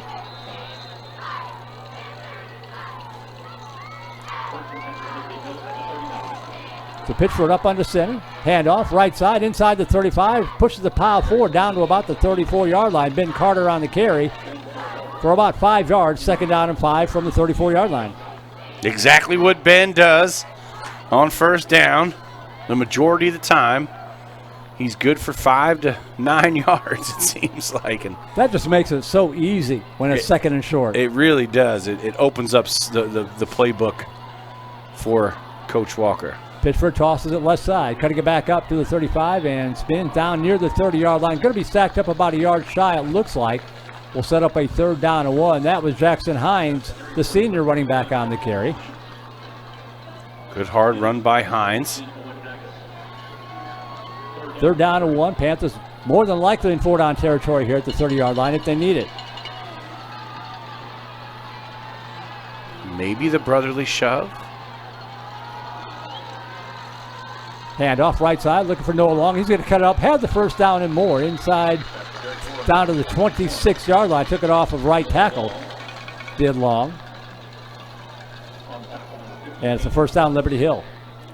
Behind the big guys on the right-hand side of the field, Vallejo and Julius Osborne. You know, most teams would be happy to have one running back like a Noah Long or a Ben Carter. To have both of them, that's almost unfair. And off left side and cutting it back up the middle inside the 20. A big push all the way down to the 15-yard line. Didn't look like anything, and it turned into a 12-yard pickup for the Panthers. It didn't look like anything because he got hit as soon as he caught the ball, as the fullback is wont to do. And the difference is that number 28's legs, and I said it before, I won't be the last time I say it, just because his legs don't stop moving when he gets hit initially. His yak yardage is through the roof, and that's yards after contact. Ben Carter. Ben, yards after contact Carter. There you go. 1st and 10 at the 15-yard line.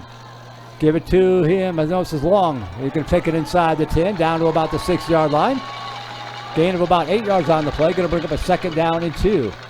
I was wrong. That was Jack Pitchford on the carry. Straight power eye football right there, Merle. There is no. That's not slot T. That was just line them up and punch them in the mouth. The Liberty Hill Panthers here forego the slot T, and every now and then they just line them up in the eye and run them downhill. All of a sudden, it looks like a Big Ten game for a play or two. Yep. 2nd down and 2. Tosses it right side long. Going to cut it back up inside the 5. Digging toward the goal line. He's into the end zone. Touchdown, Panthers. There's the ref. They put it up in the air. Long waiting for his blocks. Sets him up. And he punches it in. Put the Panthers back up on top. 6:57 to go. A critical extra point coming up here for Connor Hawkins. 34-28. Looking to make it 35.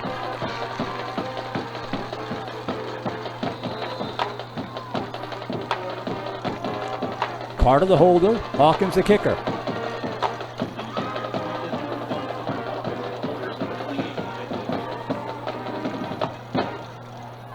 Good snap and hold. Kick is up. Kick is good. 6:57 to go, 3rd quarter. Liberty Hill reclaims the lead, 35-28. That's set up by the misfire on the onside kickoff attempt. Yeah, it really did. They tried to get themselves an advantage, and instead they gave it to the Panthers and put themselves back in the hole. But it really does put the mindset in this Panther offense that these guys are afraid of you. They're afraid of what you're doing. They're afraid of how efficient you are. Right. And they know that there's nothing they can do to stop you, so they're trying to find a way to make it happen.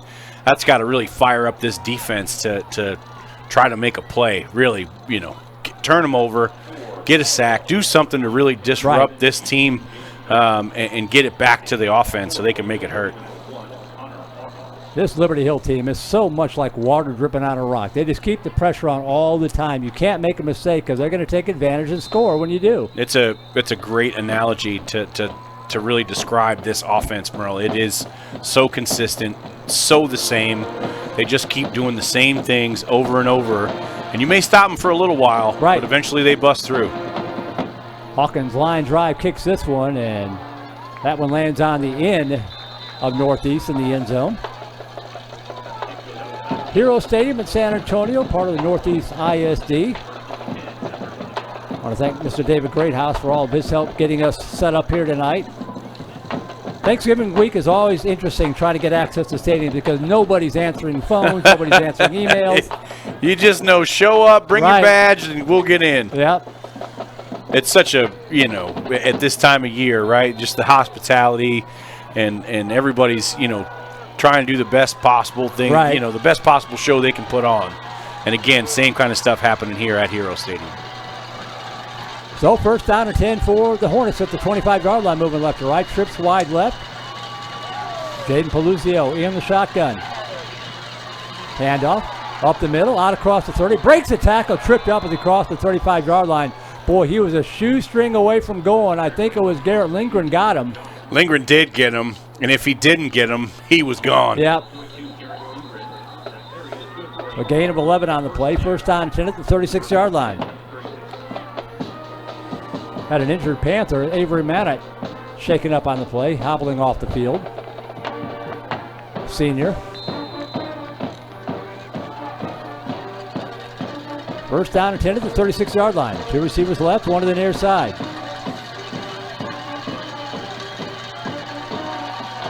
Peluzio, handoff, off left tackle, and nothing doing there. Maybe a yard. Nice penetration there by the Panther defense to knock down Cameron Johnson before he could get up to speed.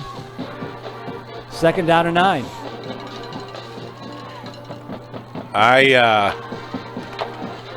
Sometimes I just don't understand why they run those plays when they have so many available to them. Trying to set maybe something up, but Panther defense take that all day long.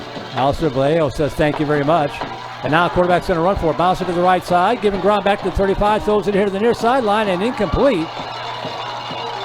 Coming back to try to help out his quarterback was Cameron Dixon, but great job by the secondary to cover him up. Great job by this by these linebackers to put the pressure on there before Pelucio had a chance to get out. Garrett Lindgren again makes a big play by forcing Pelucio to throw that ball short and put them in 3rd and long.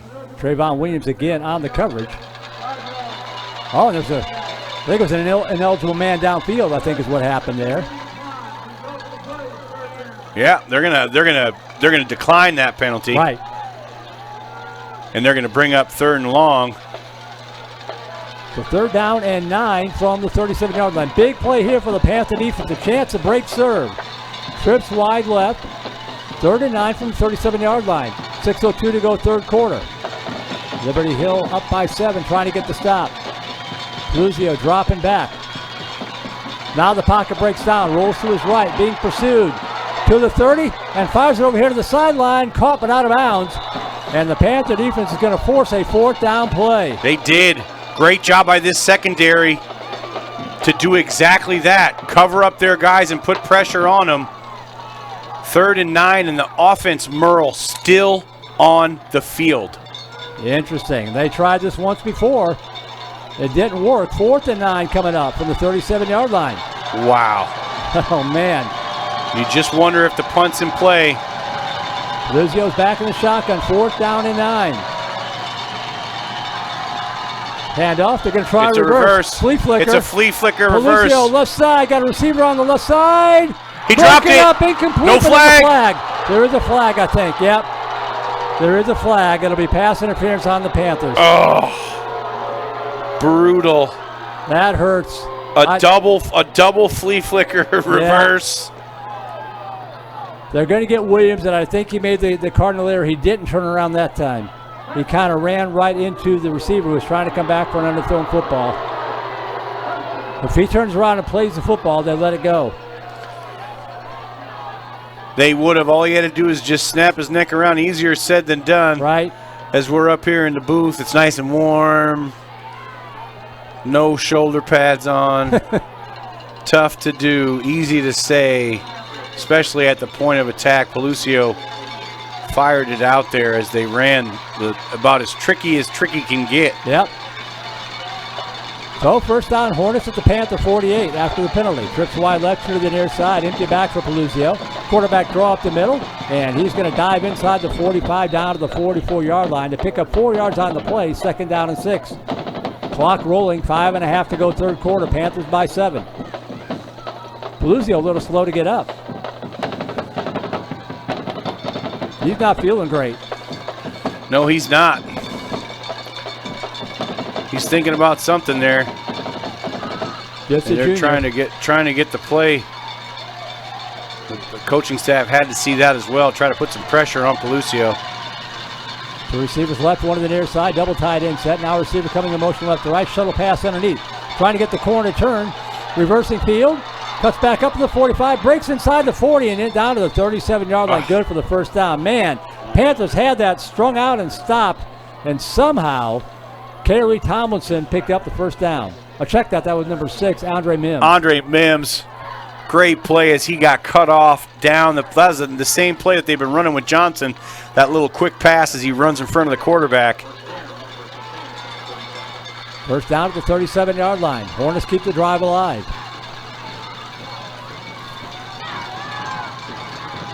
Two receivers left, one to the right side.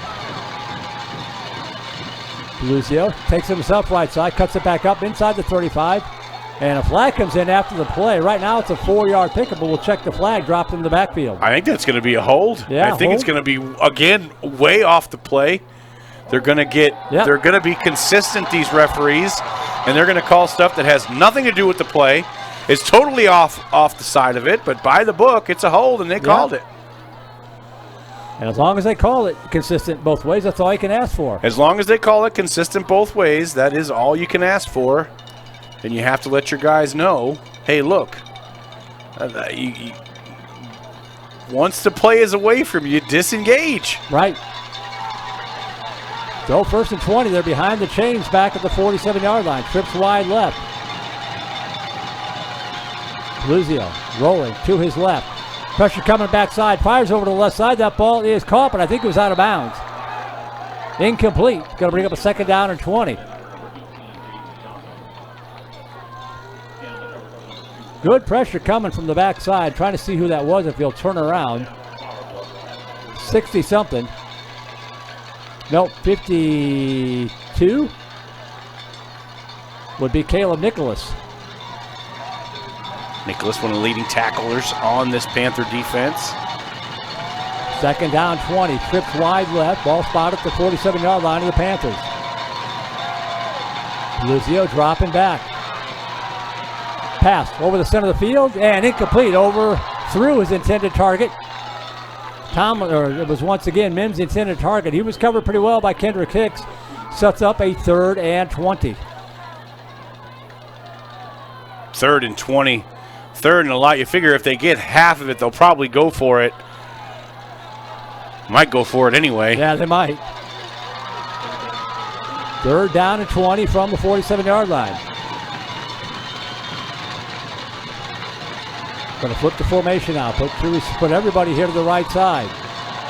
Trips bunched to the near side of the field. Nobody split wide left. Double tight end. Empty back set. Now they send Mims in motion. Starts left, back to the right, dropping back. Pressure coming. Pocket breaks down. Fires over to the right side. That ball is incomplete. Well overthrown. Covered downfield by Trayvon Williams, and it sets up a 4th down. And Merle, ever since you said that there was something wrong with Pelucio, his next couple of passes were wide of the mark, off the mark. He's missed them. And now the Hornets are in their first true punting formation of the game. Jack Pitchford. Jack doesn't believe it either. He's 20 yards back. Right. He's saying, hey, look, the coach is saying stack over there on Dixon. Make sure that you get on top of him. And a pretty good punt. Angled here to the near side. Just got to get away from it. And it's going to be down at the 15-yard line. But the Panthers, with 3:48 to go, 3rd quarter, up by 7, Greg. The defense gets the stop. Now get that two-possession lead built back up. It's exactly what this defense needed, was a stop. Put it back to the offense. And again, this offense should feel, like this team is afraid of them. This offense should have all the confidence in the world right now, knowing that their coaching staff doesn't believe that their defense can stop them. 1st down and 10, Liberty Hill moving from right to left in all black at the 15-yard line, ball in the near hash. Handoff right up the middle, and digging for yardage out to about the 18-yard line is Ben Carter. Gain of 3 on the play, 2nd down and 7.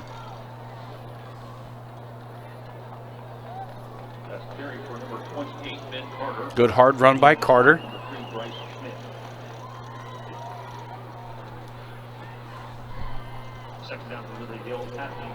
Second down and 5 coming up from the 19-yard line. Handoff right side. Noah Long cutting it back up inside the 25, out across the 25 to the 26-yard line. Good for a Panther 1st down. Will Paulson, second for station identification. You're listening to the Vype Central Texas High School Football Game of the Week on 102.7 ESPN Radio Austin.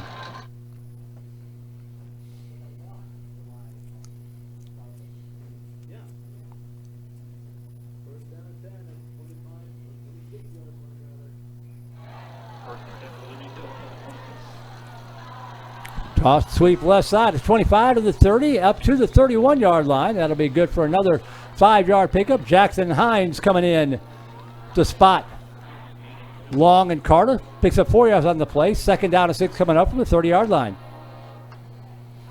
I like the fact that you can bring in a senior, Greg, who's got experience to spell those other 2 guys. Yep, and he really does have good quality game experience, playoff experience. See if they get the snap. Oh, ref's not going to let him get it off. 2nd down and 6 from the 30. Pitcher going to keep it himself. Right side trying to get the corner turned, and will up to the 35 and a flag in the backfield again. This one's coming back. Unfortunately, that was absolutely true as Harrison got caught behind the play. holding on to his guy as it's tough with that sweep. You got to get your head around to that front side of the defender, and if you don't, as he starts running, you're in a natural hold position. Right. You can almost call it every play. It's just a natural position, and these linemen, these refs are. Listen, it's a penalty, regardless. It's just off the play, yeah. and you know, on both sides of the ball, it's just not impacting the play at all. They're just calling it, you know. You can't really fault them on it. It is a penalty. Ball spotted back at the 20-yard line now. 2nd down and 16. Handoff. Pittsburgh trying to get the corner turn, and it can't get there. Going to be knocked out at the 21-yard line, looking for a horse collar, but no call. They didn't. It looked like he might have got him up top a little bit and pulled him back. So Jack Pittsburgh picking up just the 1 yard, sets up a 3rd down and 15 from the 21-yard line. Clock stop, a 2:07 to go, 3rd quarter. Panthers up by 7.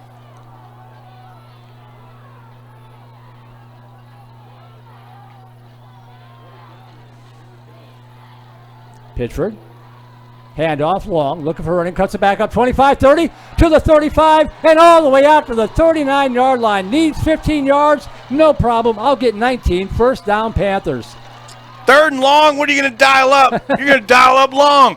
Give it to him. Give it to 21. The senior finds the cutback lane and picks up the 1st down. What a huge run for these Panthers, this Panther offense behind the sticks. And that coaching staff for the Hornets have to be thinking to themselves, this is exactly why we're doing the onside kicks. Yeah, that's exactly why we're doing this game theory stuff, because we just can't stop them right now. Cannot stop it. 1st down, 10 to the 39-yard line. Handoff again up the middle. And hanging out of the football all the way up to the 44-yard line. Gain of 5 yards.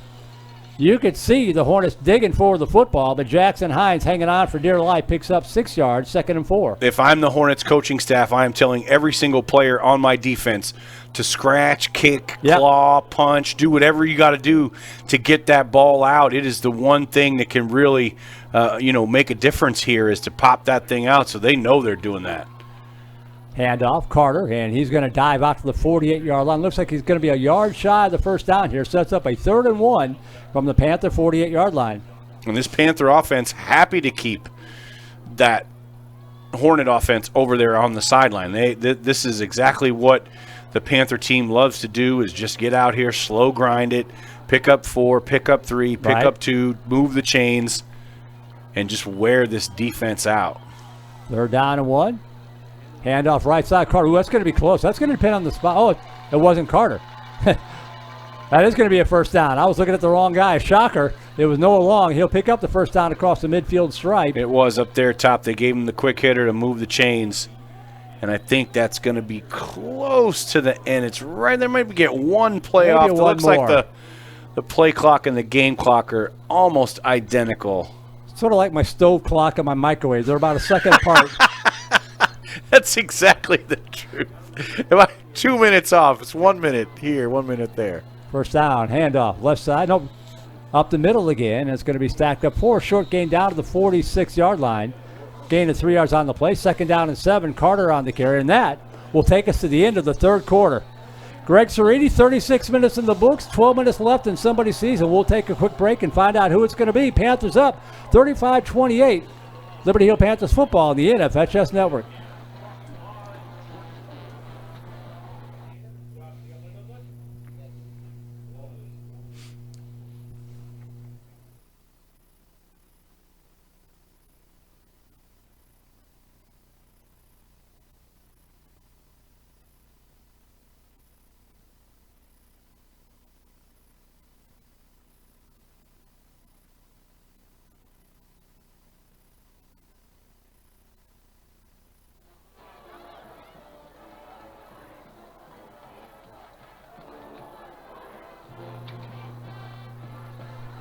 Welcome back. 12 minutes left to go. Last time I filled in for Tim Dean was the state semifinal game way back in 2007. The Panthers defeated Pleasanton in that one. So my job, Greg, is to keep the seat warm. And we got to do it for 2 weeks. I think Tim is out next week, too. I think that's what they said. We actually, that was the year that We went to the state final and won it, right? So that's one of the monoliths that's there at Liberty Hill. So, Merle, you were a part of that one, and so great, fitting here to be part of this run too. And right, Tim's out next week too, so should we take it home? First down and 10 Panthers, now going from left to right at the 46-yard line of Flower Bluff. Merle Bertrand along with Greg Ceriti here. Handoff left side, pitch for bounce it. He's going to be dropped for a loss back at the 47-yard line. Crashed in and backside was Owen Agus, a junior defensive back. A rare loss for the Panthers. Going to bring up a third down and long. Yeah, Jack tried to get outside there. Probably should have followed his blocks inside. You know, I'm going to say that Jack, while he is a talented running back, he's just a great athlete all around. Can catch, can throw, can do it all. He was the quarterback for a while, so eyes may be bigger than his feet there, trying to find the outside. Third down and 8 from the 47-yard line. Pitch out right side. Lot of running room. 45 to the 40. 35, 30, 25, and steps out of bounds to the 22-yard line. A pure pitch on the right side and Noah Long. First down, Liberty Hill. The 228, you heard me talking about it before the game. Coach Brent Bodie used to do it to perfection on that 2017 Merle. And I tell you what, Noah Long doing his coach proud there. He got out into space. The 228, when run properly, man, it is devastating. And right there, Panthers pick up a long third down. We mentioned how high we are up above the field. As soon as that ball was delivered on the right side, we could see there was no white shirt anywhere near him.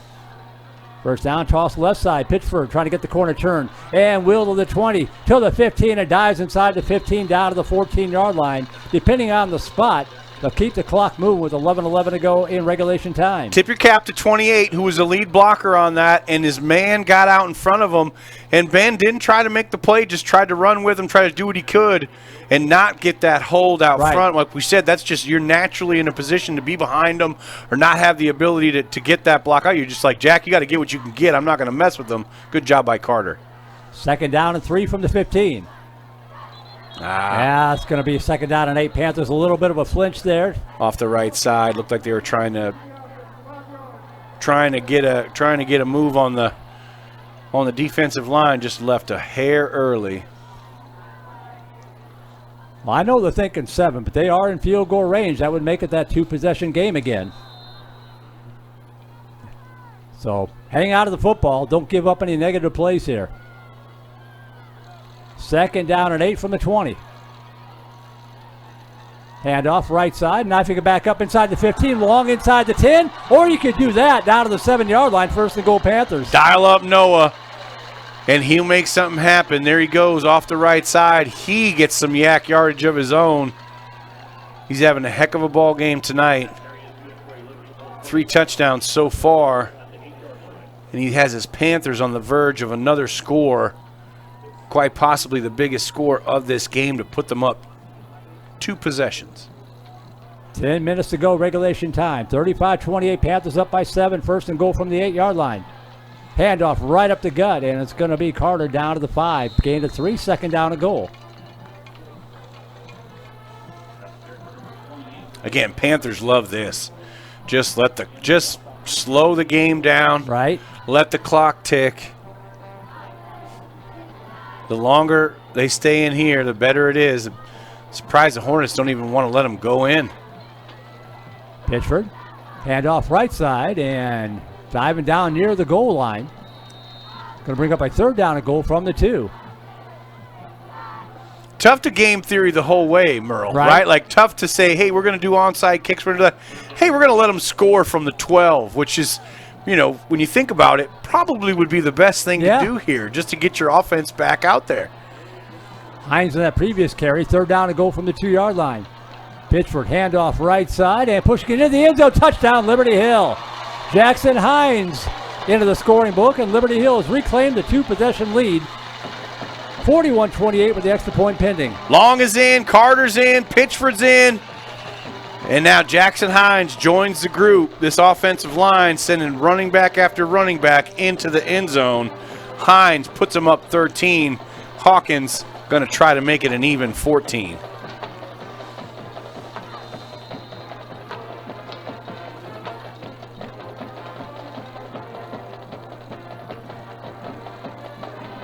Good snap, low hold, and the kick is up. And in. Nice job there by Ben Carter. That snap was a little bit low. Carter got it down clean. He's been having to do it all season long. He's been having to make plays like that on the kicking game. Good hands by Carter. Usually you see a wide receiver there, maybe the backup punter, who is Hawkins. The punter usually does it. I say backup punter. The punter usually is the holder. You see it in the pros a lot. But right there, Carter, with the good hands, gets the ball down. Hawkins drives it through to put the Panthers up 14. Well, for the second time tonight, Liberty Hill has that 14-point lead. They were victimized by the exchange at halftime earlier, right before the first half. Flower Bluff got a score and then got the ball to start the second half and scored again. They don't have that luxury to fall back on, Flower Bluff, now. Kind of like a volleyball game. You can afford to trade points right now. You're up by 14. You need to find a way to get the ball out of their hands and get it back to Pelucio so that he can make something happen and get this quick scoring offense on the field. The Panthers happy to just boom it down, although they're thinking about bringing it out. Yep, up to the 10, to the 15, to the 20, the flag down, to the 30, flag. Another flag. 40, 45, knocked down at the 50-yard line. Aiden Camarena on the stop, but there are 2 flags on. 3 flags, 4. How many flags are out there? Flags everywhere. Jaden Johnson returned it from 2 yards deep in the end zone, but I think this one's coming back. It is definitely coming back and going to give the Hornets a long field. Panthers coming off the big stop, too, where they managed to put pressure on Pelucio. I think that hit that he took, I don't know if it knocked the wind out of him or I'm not going to speculate. I just knew exactly like Merle said that he looked uncomfortable. He looked like something was not right, and it showed over the course of those next few plays. The Panthers took advantage of that. He's had a chance to kind of sit over there and get his, get a sip of water, get his feet underneath him. But it really did impact that hit or that run did impact him over the course of the next couple of plays. First down, 10 at the 23-yard line, going from right to left. Pre-shift motion again. Yep. Empty back set once again for Pelucio. Pressure coming up the middle, flushes him out of the pocket, throws it off his back foot. That ball is going to be caught by one of the coaches on the sidelines, incomplete. Boy, coming in hard was Alistair Vallejo. And it looks like Pelucio is shaken up. He's down in the field. It is Vallejo and Manat in there, and after he threw that, he got hit, and he's going to have to come out of the game for one play at least. He's getting up. That's good to see. He absolutely is. But that was a timeout on him as he got chased out of the pocket. The Panthers managed to get some pressure on him. Vallejo and Manette busting through. Good to see Manette back in the game. He looked like he had twisted his ankle or something had come out. He had got it rewrapped, and he's back in there making stuff happen. That'll bring in senior quarterback Aiden Cargile on for at least a play here. Tough position for that young man to be in. Well, if you're a Liberty Hill Panther fan and you're looking for an omen, the Mart Panthers, who are also purple and gold, had defeated Deweyville tonight 43-0. So there you go. That is a good omen. First down 10 at the 23-yard line. Or check that, second down 10 at the 23-yard line. Found the incomplete pass. And Cargile in the ball game, in the shotgun. And now the whistle's blow. What do we got here? Is that Cargile or is that Johnson? Oh, they changed it. They brought in Jaden Johnson. He did. I saw Cargile come onto the field. He did come on the field, yeah, but for you're right. sure. But now they've moved it to Johnson and some kind of maybe like just a straight one wildcat play. Right. Pelucio only has to be off the field for one play. I don't see him ready to come back in. So it is indeed Jaden Johnson, the senior. But you do have this dialed up. You have these special plays in case something like this happens, where you have this play ready to go. It's in the can. They practice it. this is your play. We're gonna get this. We're gonna get this and make it happen. And Johnson's going to take the carry, and he's going to break free out across the 30. Still on his feet to the 35-yard line. Going to pick up the first down to the 37-yard line. And Liberty Hill had him stacked up at the line of scrimmage. Man, I don't know if that was the play either or.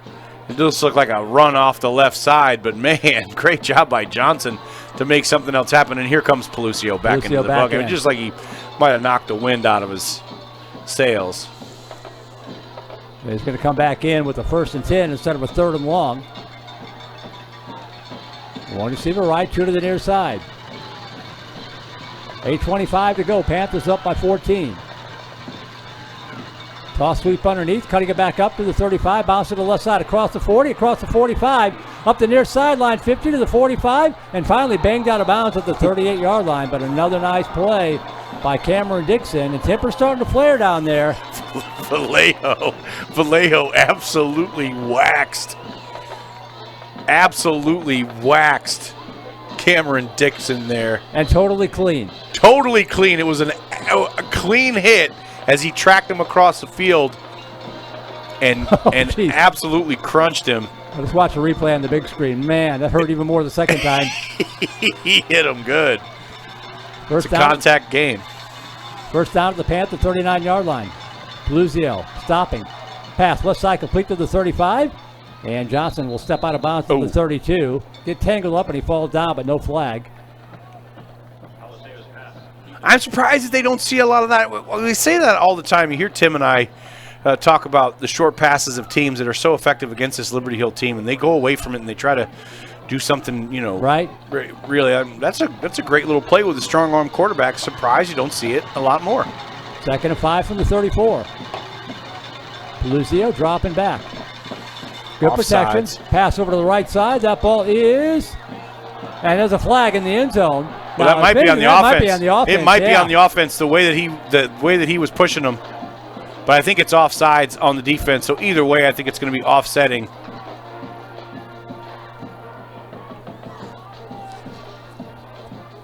Fisher's talking it over. Oh, nope. It's going to be on Liberty Hill. It's going to be offsides. That's defense, pass interference. I don't know about that one. I thought that we both saw the same thing. We did. Panthers fans don't like the call, and I think they've got a beef. So a 15-yard mark-off will put the ball in the red zone. First down or 10 for the Hornets at the 19-yard line. Plenty of football left. 7:37 to go. Liberty Hill up by 14, but the Hornets on the march again. Trips wide right in a triangle. Johnson lined up to the left side of Pelucio. Pelucio dropping back. Now flushed out of the pocket, rolls to his left. Fires towards the end zone. That ball is incomplete. There's a flag down. Probably a hold in the backfield. Yep. Hold or a crack or a shot block. Yep, it's going to be a hold again away from the play. Didn't impact the play whatsoever. They threw that one back behind it there. And I can appreciate the refs calling it both ways. I really can. Refereeing is such a hard job to do. They say that there's a penalty on every single play. You got to let the boys play, and you got to you got to try to be as fair and impartial as you possibly can. I can't imagine, no matter what you do, half the people that are watching you are mad. And so it's just one of those games one of those jobs that is just a thankless job. So, but I appreciate them calling it both ways. They actually called the chop block at the 15-yard mark-off. I thought I saw Kyle May's leg get cut out from underneath him. So first down and 15 back at the 34-yard line. Oh, 5 more. And now 5 more. Yeah, no doubt. He absolutely. But again, behind the play had nothing to do. You just want to tell these guys, man. Right. Stop trying to do stuff off the ball like that. These refs they're hawking it. All of a sudden, from knocking on the door, now it's first down and what is that? 30. First and 30 from the 39-yard line. That's a pass. Right side. That is a pass. Looking downfield. Now he's going to tuck it under and run. He's not going to get anywhere. Panther defense all over. Kendrick Hicks was there. Samuel Knox was there. They had that one snuffed out like somebody hadn't changed the kitty litter.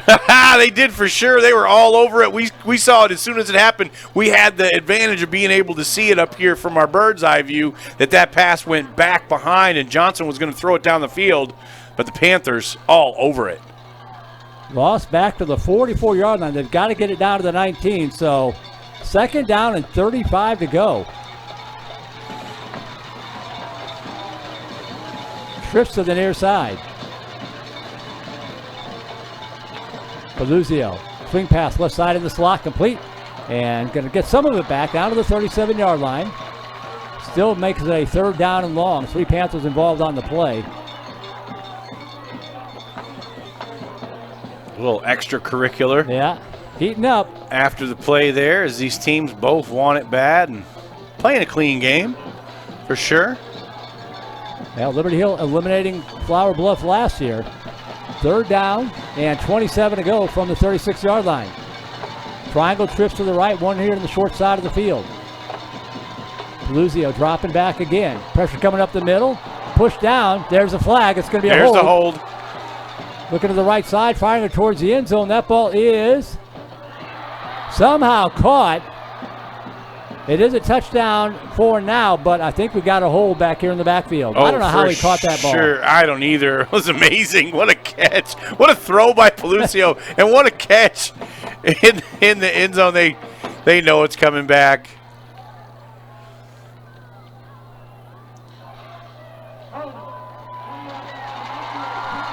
So that'll make it 3rd and 37. Wow. Clock not a factor yet as quickly as these two teams can score, but we are inside of 6 minutes to go, 5:53 to be exact. And Liberty Hill, you've got 2 plays. You got 2 plays to keep them from getting 37 yards.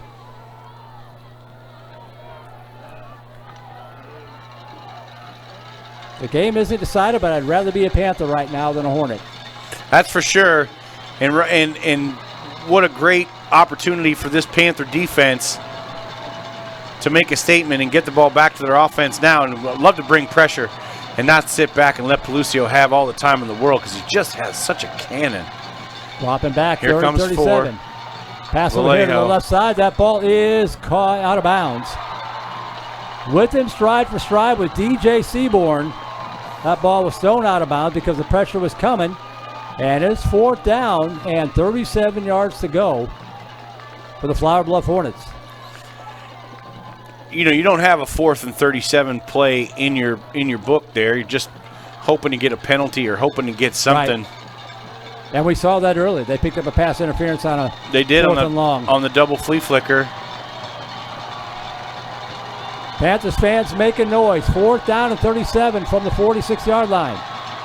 Peluzio dropping back. Pressure coming from the edge. He's going to step up. In trouble. And the ball deflected and incomplete. I think coming in backside was Carson Holland. He got a hand up in the air and hit his arm or hit the ball or both. Carson Holland applying the pressure. Only 4 men they brought. The Panther secondary covered everybody up. They had the advantage of the 4 and 37, Yeah. so they knew they could go all the way back.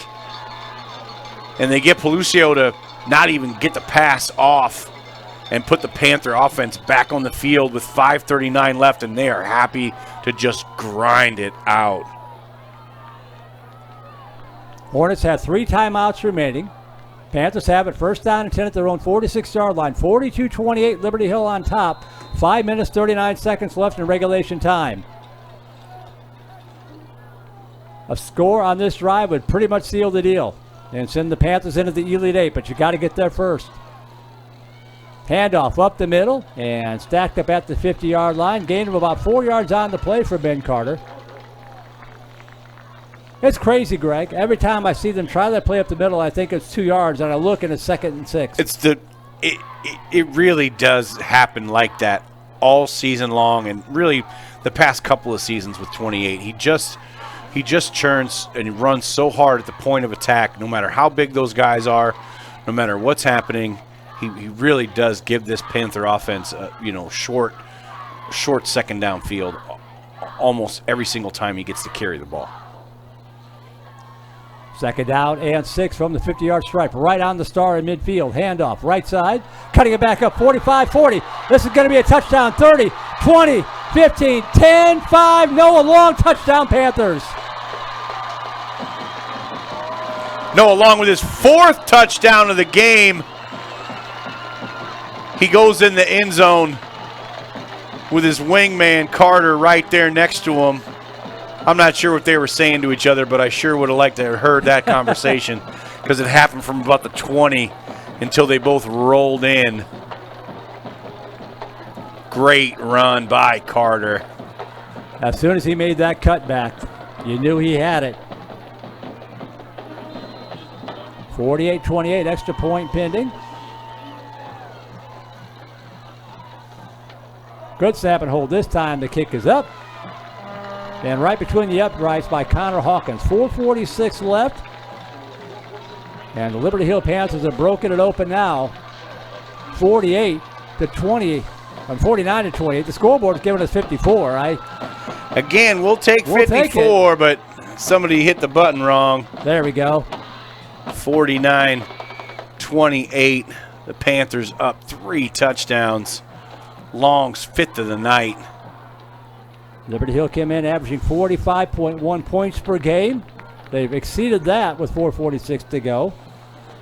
They've allowed 36.2. They've held Flower Bluff to 28 thus far. Still some time left, obviously, but if you're Flower Bluff, you got to be thinking to yourself, this defense came out in the second half and did what they needed to do against us. Right. Keep us in third and long and busting up plays and not letting them run the ball. This defense has done its job here in the second half.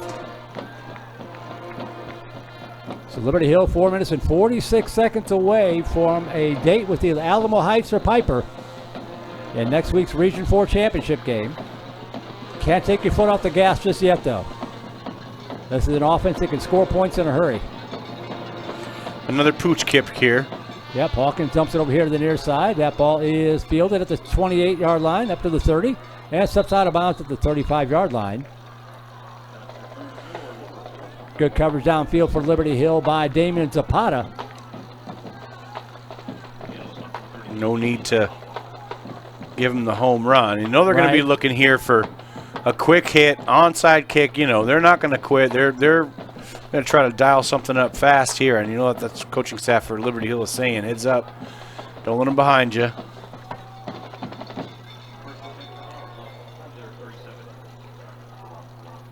And now I do see Aiden Cargile, the senior quarterback, in the ball game. So Peluzio might still be feeling the ill effects. Cargile going to take it up across the 39 to the 40. Gain of about 3 yards on the play.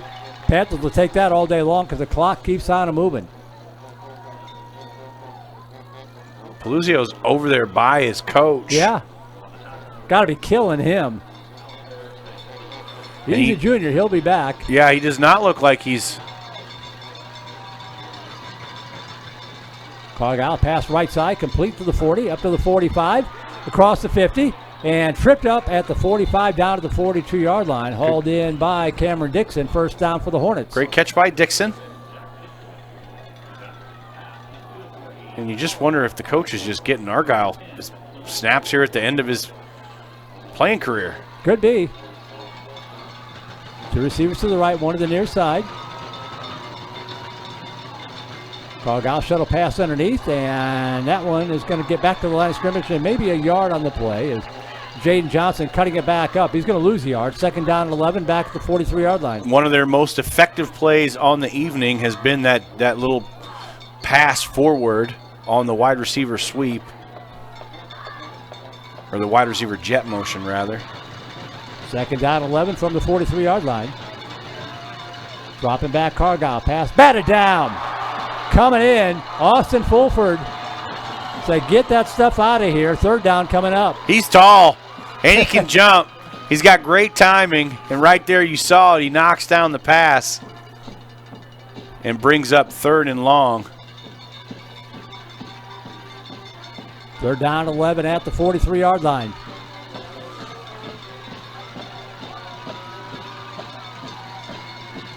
Two receivers to the right, two to the near side.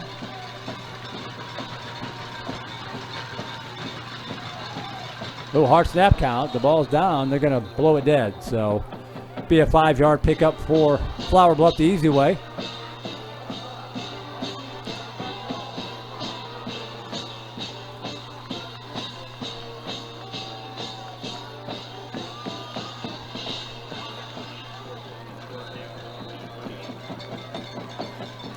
So third down coming up. 3rd and 6 from the 38-yard line. Hand off up the middle. Breaking a tackle to the 35 to the 30 and puts the shoulder down and bangs it down to the 28-yard line. Hard running there by Tyler Simpson, the junior running back. Great tackle by Jack Pitchford as he comes up and sticks his nose in there. So common to see guys play both sides of the ball, 2A, 3A, even 4A, but for a 5A to have athletes playing both sides, that's a little bit more rare. Especially a sophomore. Right. Cargyle in trouble. Back to his right, and he is going to be, that's a fumble. That's a loose football, scramble for it back to the 35-yard line. He was hit from behind, the ball came out, but the Hornets fell back on it. But a big loss back to the 35-yard line. We're inside of 3 minutes to go. That was a fumble, and if the ball would have bounced the other direction, it would have been the Panthers' ball. Yeah. It just happened to bounce the way of the Hornets. Good pressure there by the Panthers. 2nd down and 18, back to the 35-yard line.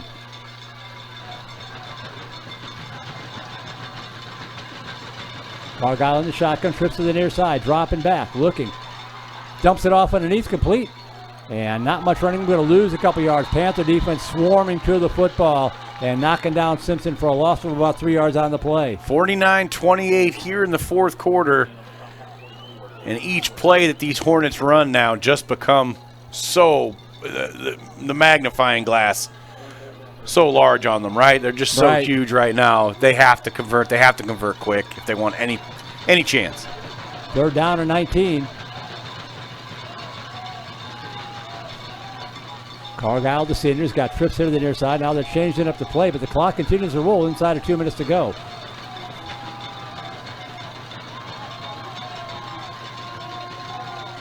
Dropping back. Baca breaks down, rolls to his right. He's going to tuck it under, fire over to the right side. That ball is tipped up and almost intercepted by Jack Pitchford. Jack almost had one. He's going to kick himself. He can remember that one. He's like, I should have pulled that one in for sure. It hit right off my hands. So 4th down, last gas coming up here for Flower Bluff with 1:33 to go in this one. You tip your cap to this Liberty Hill coaching staff, finding a way to put their Panthers in positions to just do well and win this ball game. Yeah. They just have done such a great job of putting this defense in positions to make plays, and by calling just an stellar offensive game plan. 1:33 left. 4th down coming up, and now a timeout going to be taken by Flower Bluff. And you tip your cap right here again. We talk about this offensive line for Liberty Hill and how well they are playing at this point in the season, playing so well, opening up holes, opening up, and they've gotten pinched early with some penalty calls, but you just tip your cap to how well they have blocked for these running backs all night long. We said it at the outset of the game. This is a dangerous 8-4 ball club. Kind of disregard the record because they weren't healthy in the early part of the season. Once they got healthy, like you said, they let them in the playoffs, and they're wreaking havoc once again. Yeah, that was your first mistake, letting them in. And now here they are firing on all cylinders. The defense playing as well as it has all season long. The offense not turning the ball over and punching it into the end zone on the regular. We're after the timeout, 4th down. Shuttle pass underneath and reverse. And that's going to go. They're going to give it right back to Cargyle. Pass over here to the near side, complete to the 35. Cuts it up at the 30, to the 25, to the 20, to the 19-yard line. And it's still 2 yards shy of the 1st down. They almost made that work. They really did. They just did the same double reverse pitch pass. It wasn't pretty, but Cargyle Nope. got it into the hands of Dixon, but he just comes up 2 yards shy. And Liberty Hill bends but doesn't break. They'll get it back with 1:19 to go. Jaden Johnson, senior. Cameron Johnson, he's a junior, number 22. He'll be back next year. Dixon, along with Pelucio, will be back as well. It was Jack Pitchford who made the stop to keep him from picking up that first down. Good job by Pitchford, the sophomore defender and running back, like you said, both ways. Him and Vallejo playing both ways. Sophomores on this Liberty Hill team playing on both sides of the ball. And they're not just playing a little bit on both sides of the ball. Jack Pitchford is a safety and in key situations, and he's a running back. Alistair Vallejo is an offensive and defensive lineman. They are playing big minutes and at such a young age. Like Coach used to say, my coach used to say, they're juniors now for sure. Right, with the amount of games that they've been in, but their experience is at the 10th grade level, and they have just been playing over their heads. One more snap coming up here to take a knee for Joe Pitchford. Clean snap, takes a knee. They don't have to do it again, and the Liberty Hill Panthers are going to live to find another day. Well, Greg, just real quick before we go, 49-28, Liberty Hill is going to win, and they're going to move on to the next round of the playoffs. We hope to have the game for you on NFHS Network next week. I'm going to request it. Can't be on Vype because NFHS owns the video rights. If for whatever reason somebody else gets it, we'll go to the Booster Club and hopefully get it, do an audio broadcast. But either way, hopefully we'll be back next week as the Panthers move on to the Elite Eight. Well, Elite Eight, I think they're ranked 34th in the state. Somebody messed up the rankings because now there's only 8 teams going to be left after tomorrow's games, and Liberty Hill is one of them to go to the regional final. And, man, firing on all cylinders is this Panther team, and really, really exciting to be along for the ride. Final thoughts here before we let it go? Man, you got to tip your cap to this coaching staff. Again, having this team ready to go, and all the players, fulfilling that game plan and making stuff happen. This game could have went a lot of different ways with Pelucio and those receivers. So tip your cap to this Panther team and this coaching staff. They got these boys ready to go. Well, Flower Bluff will end their season with a final mark of 9-3. They're eliminated for the second straight year in the postseason by the Liberty Hill Panthers. Congratulations, nonetheless, to the Flower Bluff Hornets on a fine season. And good luck to Liberty Hill in next week's regional final. The Panthers improving to 9-4. Again, a big thank you to David Greathouse and the folks with Northeast ISD, along with Tyler Bills with Flower Bluff ISD and the coaches from both teams. Also, a huge thanks to Lachelle Vallejo and Shell Harrison with the Liberty Hill Football Booster Club for their support this season. On behalf of my broadcast partner tonight, Greg Ceriti, our cameraman, Jack Spina, Tim Dean, our QA, the coach, Les Clary, technical director, Suna Vincott, and everyone with Vype Media, along with Mark Caesar and Steve Sherrill with ESPN Austin Radio. My name is Merle Bertrand, signing out from Hero Stadium in San Antonio, where the Liberty Hill Panthers have defeated the Corpus Christi Flower Bluff Hornets 49-28. Enjoy the rest of your Thanksgiving weekend, and we'll see you next week, hopefully, for more Panther football right here on the NFHS Network. Good night, everybody.